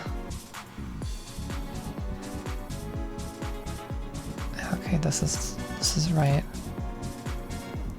Fungi with onion, extra garlic, and conch. For good, okay. Order, buy, gib. Alright, I'm getting pizza. Unless they reject it, but should be fine. Alright, we've had enough fecal funny. It's okay. You can stop now. Cock and ball torture as per usual. What's these settings? Oh, I see.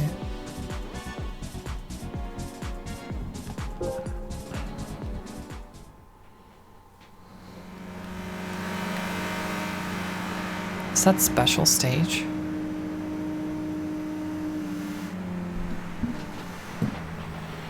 I will admit, it does look nice.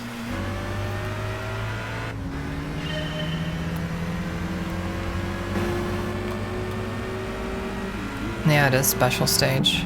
I don't know which one.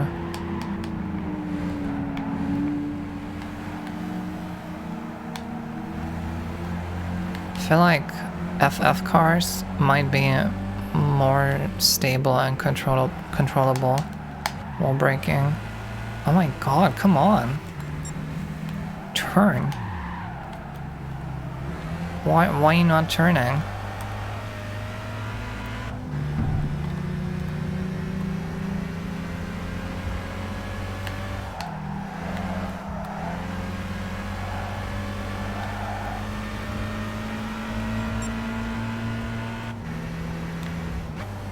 If you see tearing on stream, or if you see the frame rate dipping, it's not the stream, it's the PlayStation. This game is not optimized. Oh my god. Oh, this is like sub 30. Good fucking god. But then oddly enough, outside it seems a bit smoother.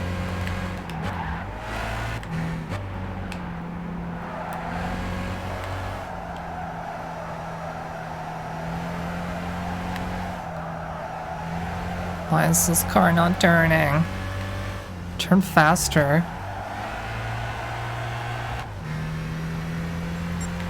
It's called Mitsubishi Eclipse because you're being eclipsed by your opponents because they're faster.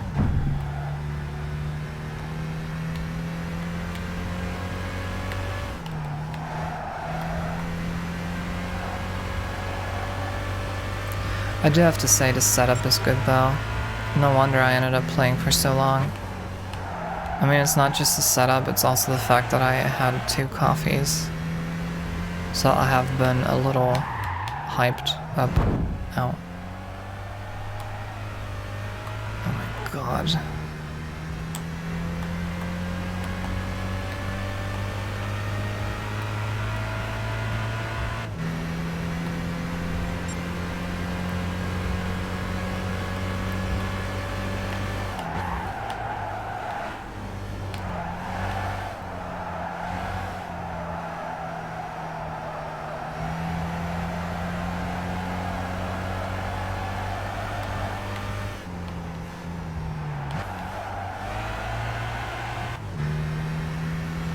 For the foreseeable future, I am done with licenses, at least on stream.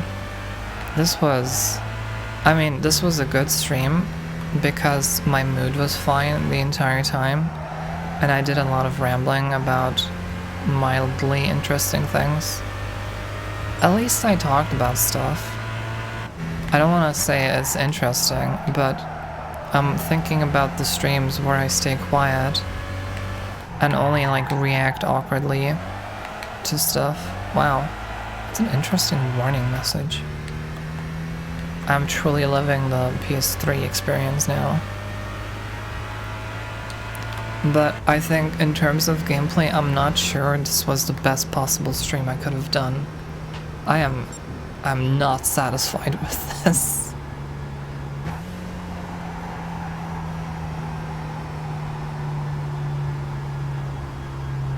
It's still better than most of the streams I've done recently, because for once my mood has been pretty fucking good. I'm really pleased with that, and I think because of the good setup that I have, the quality of the stream, like visually, should be pretty good. I mean, the game renders at 720p, but I have it set up so that I think it's captured very well, and it should capture at a good frame rate. Unlike my first GT5 stream, that was 1080i and was like really stuttery. So that's good. But doing license exams and only doing 3 license exams for 3.5 hours. I should do that off stream. I should do more races on stream.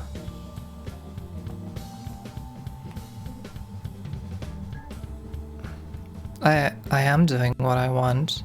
I'm talking about what I like and what I don't like. Who said I'm not doing what I want? I am the most path of least resistance person you will ever meet. I live for my urges. I have no free will. You can trust that when I talk about my stream and what I want to do, that I mean it.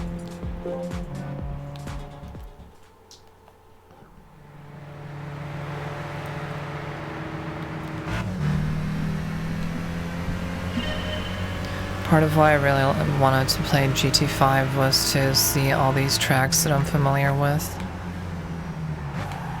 Just in a different light. And the progression and stuff. Gran Turismo simulation mode traditionally means you do licenses, you start with the super simple events, you buy cool cars, you work yourself up, sometimes you grind a little, ow. Sometimes you grind a little.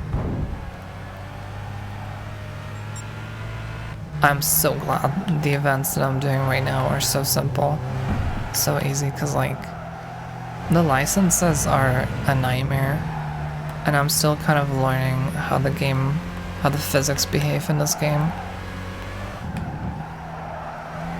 Even if I know these tracks. Oh my god.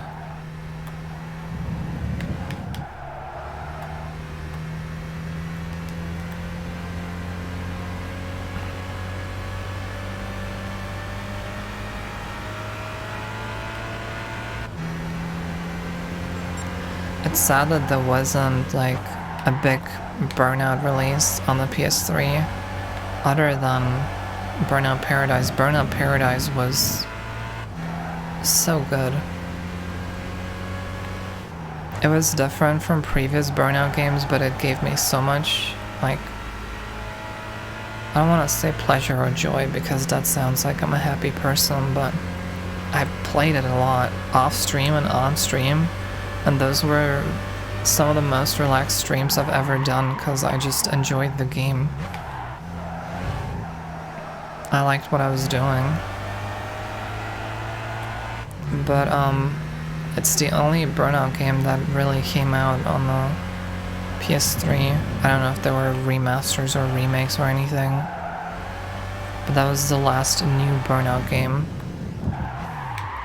The previous one was, I think, Burnout Revenge, which came out on the PS2.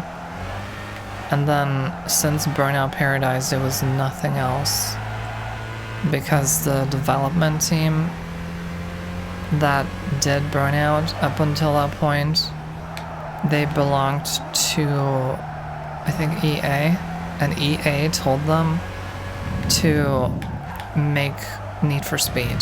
They basically forced them to work on Need for Speed, which is part of why the recent Need for Speed games might have a little bit of a Burnout influence, because it's the same team. And the Burnout rights belong to EA, so that makes things even harder if they don't greenlight a Burnout game. So then recently, some devs split off of that dev team because they wanted to make a new Burnout game.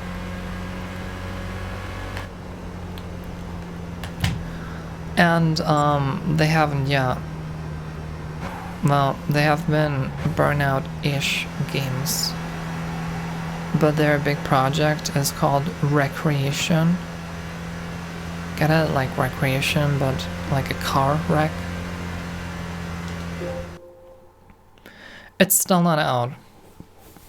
I have it on my wish list. It has a page on Steam, and I will be notified when it comes out, but it has been in development for such a long time. And I don't even know if they'll be able to get the rights for any music, because they're not a big studio. They made their own studio after splitting from EA. So they might just do Spotify integration or something like that. Again, just cheap, but understandable. But yeah, it's supposed to be like Burnout Paradise, but a successor. Open world and in the spirit of Burnout, the Burnout series. Even though it's, oh god, I shouldn't have clicked that. In the spirit of the Burnout series, but it's not called Burnout because they don't have the rights.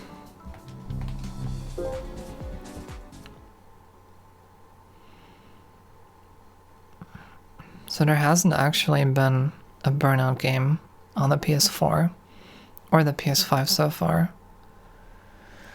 It's really sad if you think about it. It's such a big part of the PS2 era.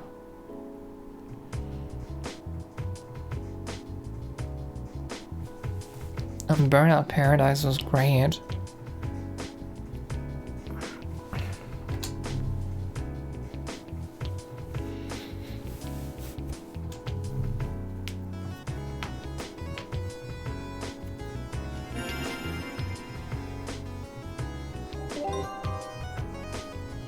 Jeff. NASCAR's cool.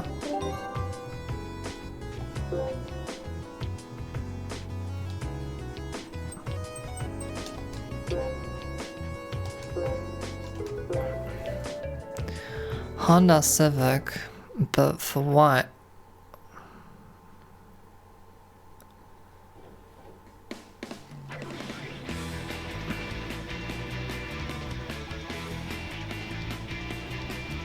Yep, piss yellow. I wonder if you can still sell cars in this game. In Gran Turismo 7, you can't sell cars anymore. But you could in Gran Turismo 3 and 4.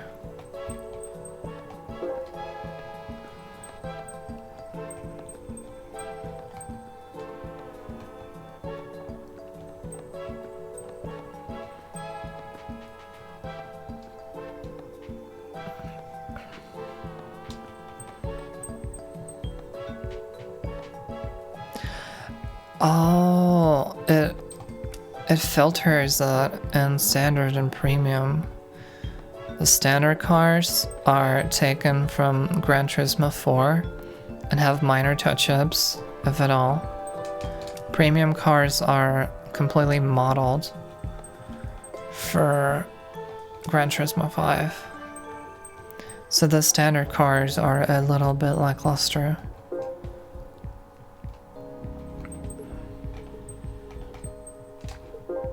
Oh, I can't sell. Goody.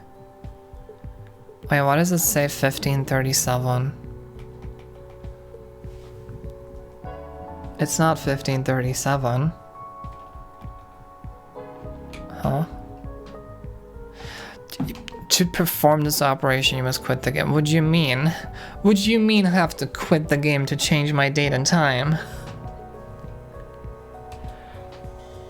Wow.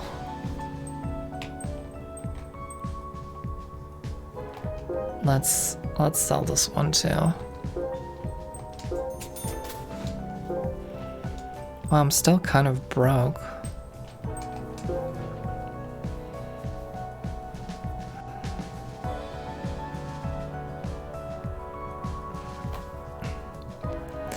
Yep, this car looks not great. I mean, the model is not very high quality.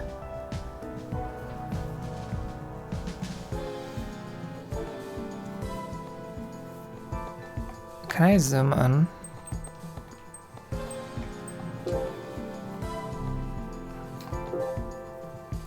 Alright, let's not zoom in. Let's sell. I don't really care about cars like this. What are they called? Coupes?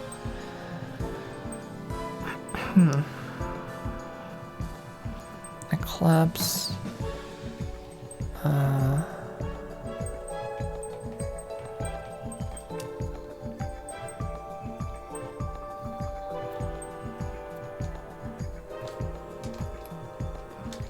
Oh, I can sell this too. Like, I can sell it from that menu too.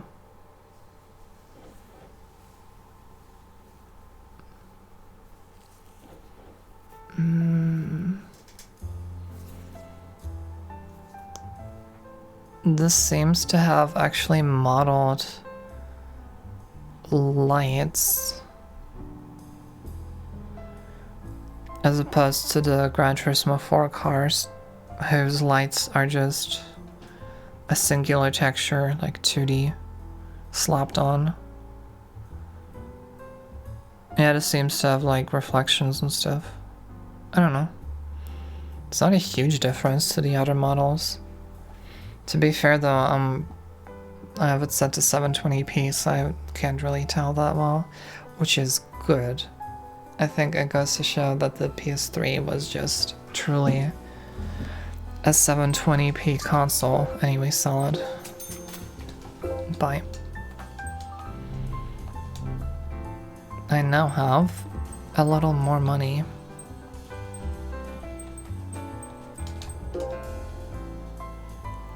This was a nice stream though, I think. 4 hours of decent mood and rambling. And playing a not bad game.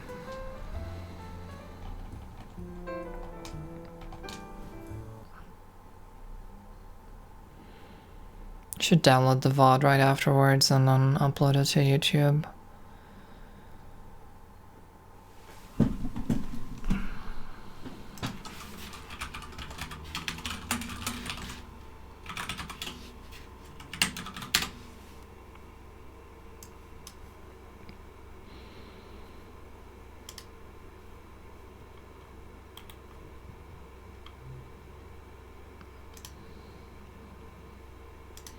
No VOD mode yet.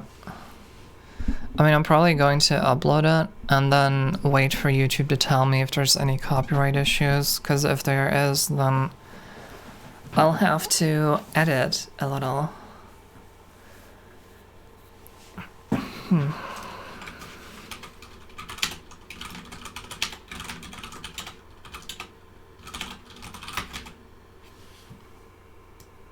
Alright, thank you for hanging out and watching.